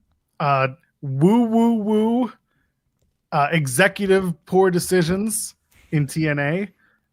And Moxley gets mad, but also explains why he's not a failure. Okay. I'm going with the Tony Storm promo. That was my favorite wrestling moment of the weekend. I really enjoyed the Tony Storm promo with Mina Shirakawa backstage on AEW Collision. Joel, the hell did we accomplish on this dumbass show today? Shout out to Jody Threat. Go check out New Wave Wrestling Academy. Go check out their show on November 30th. We talked about why you should give in to the fans who don't suck coming to your show. Why Santana is not the bad guy when you try to place him as the bad guy. Carlos Silva's a terrible character. He shouldn't be on TV. And John Cena, I don't care who's going to beat you, but they should be under 40. I think the biggest thing we accomplished today is that I was told that SP3 did not participate in his meet and greet on Thursday after In the Weeds. He may not arrive to the StreamYard tomorrow. Call time is at 10 a.m. Eastern. He has not replied to any of the calls or messages that I have left him. In the Weeds executives are unavailable for extensive comment. Tomorrow's show with SP3 is in doubt. I'm off tomorrow, so I'm not going to be tapping in. So it could be a solo Jeremy show. And who knows, if you get a DQ finish on Raw tonight, it's just going to be Jeremy talking about basketball for 2.5 hours. Who knows? Yeah, Oklahoma City Thunder still 0-0, so plenty to talk about. See, plenty to talk about. Yeah. Jeremy, anything left to plug for today? We had a super chat from Ken Bruno. Let's not miss this. Oh my gosh, we did, didn't we? Ken Bruno says Triple H is going to show up on the first episode of TNA Impact and introduce / Big League John Hamm to introduce the AMC era. Ladies and gentlemen, please welcome the madman himself, me, as I introduce you to give it up for John Hamm. I don't know who he's from.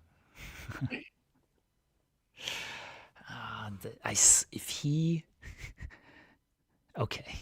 New edict for the show. If Triple H opens this fucking show tonight, I refuse to review Raw if Triple H opens this show. Not reviewing Raw. Jeez. Let SP3 know.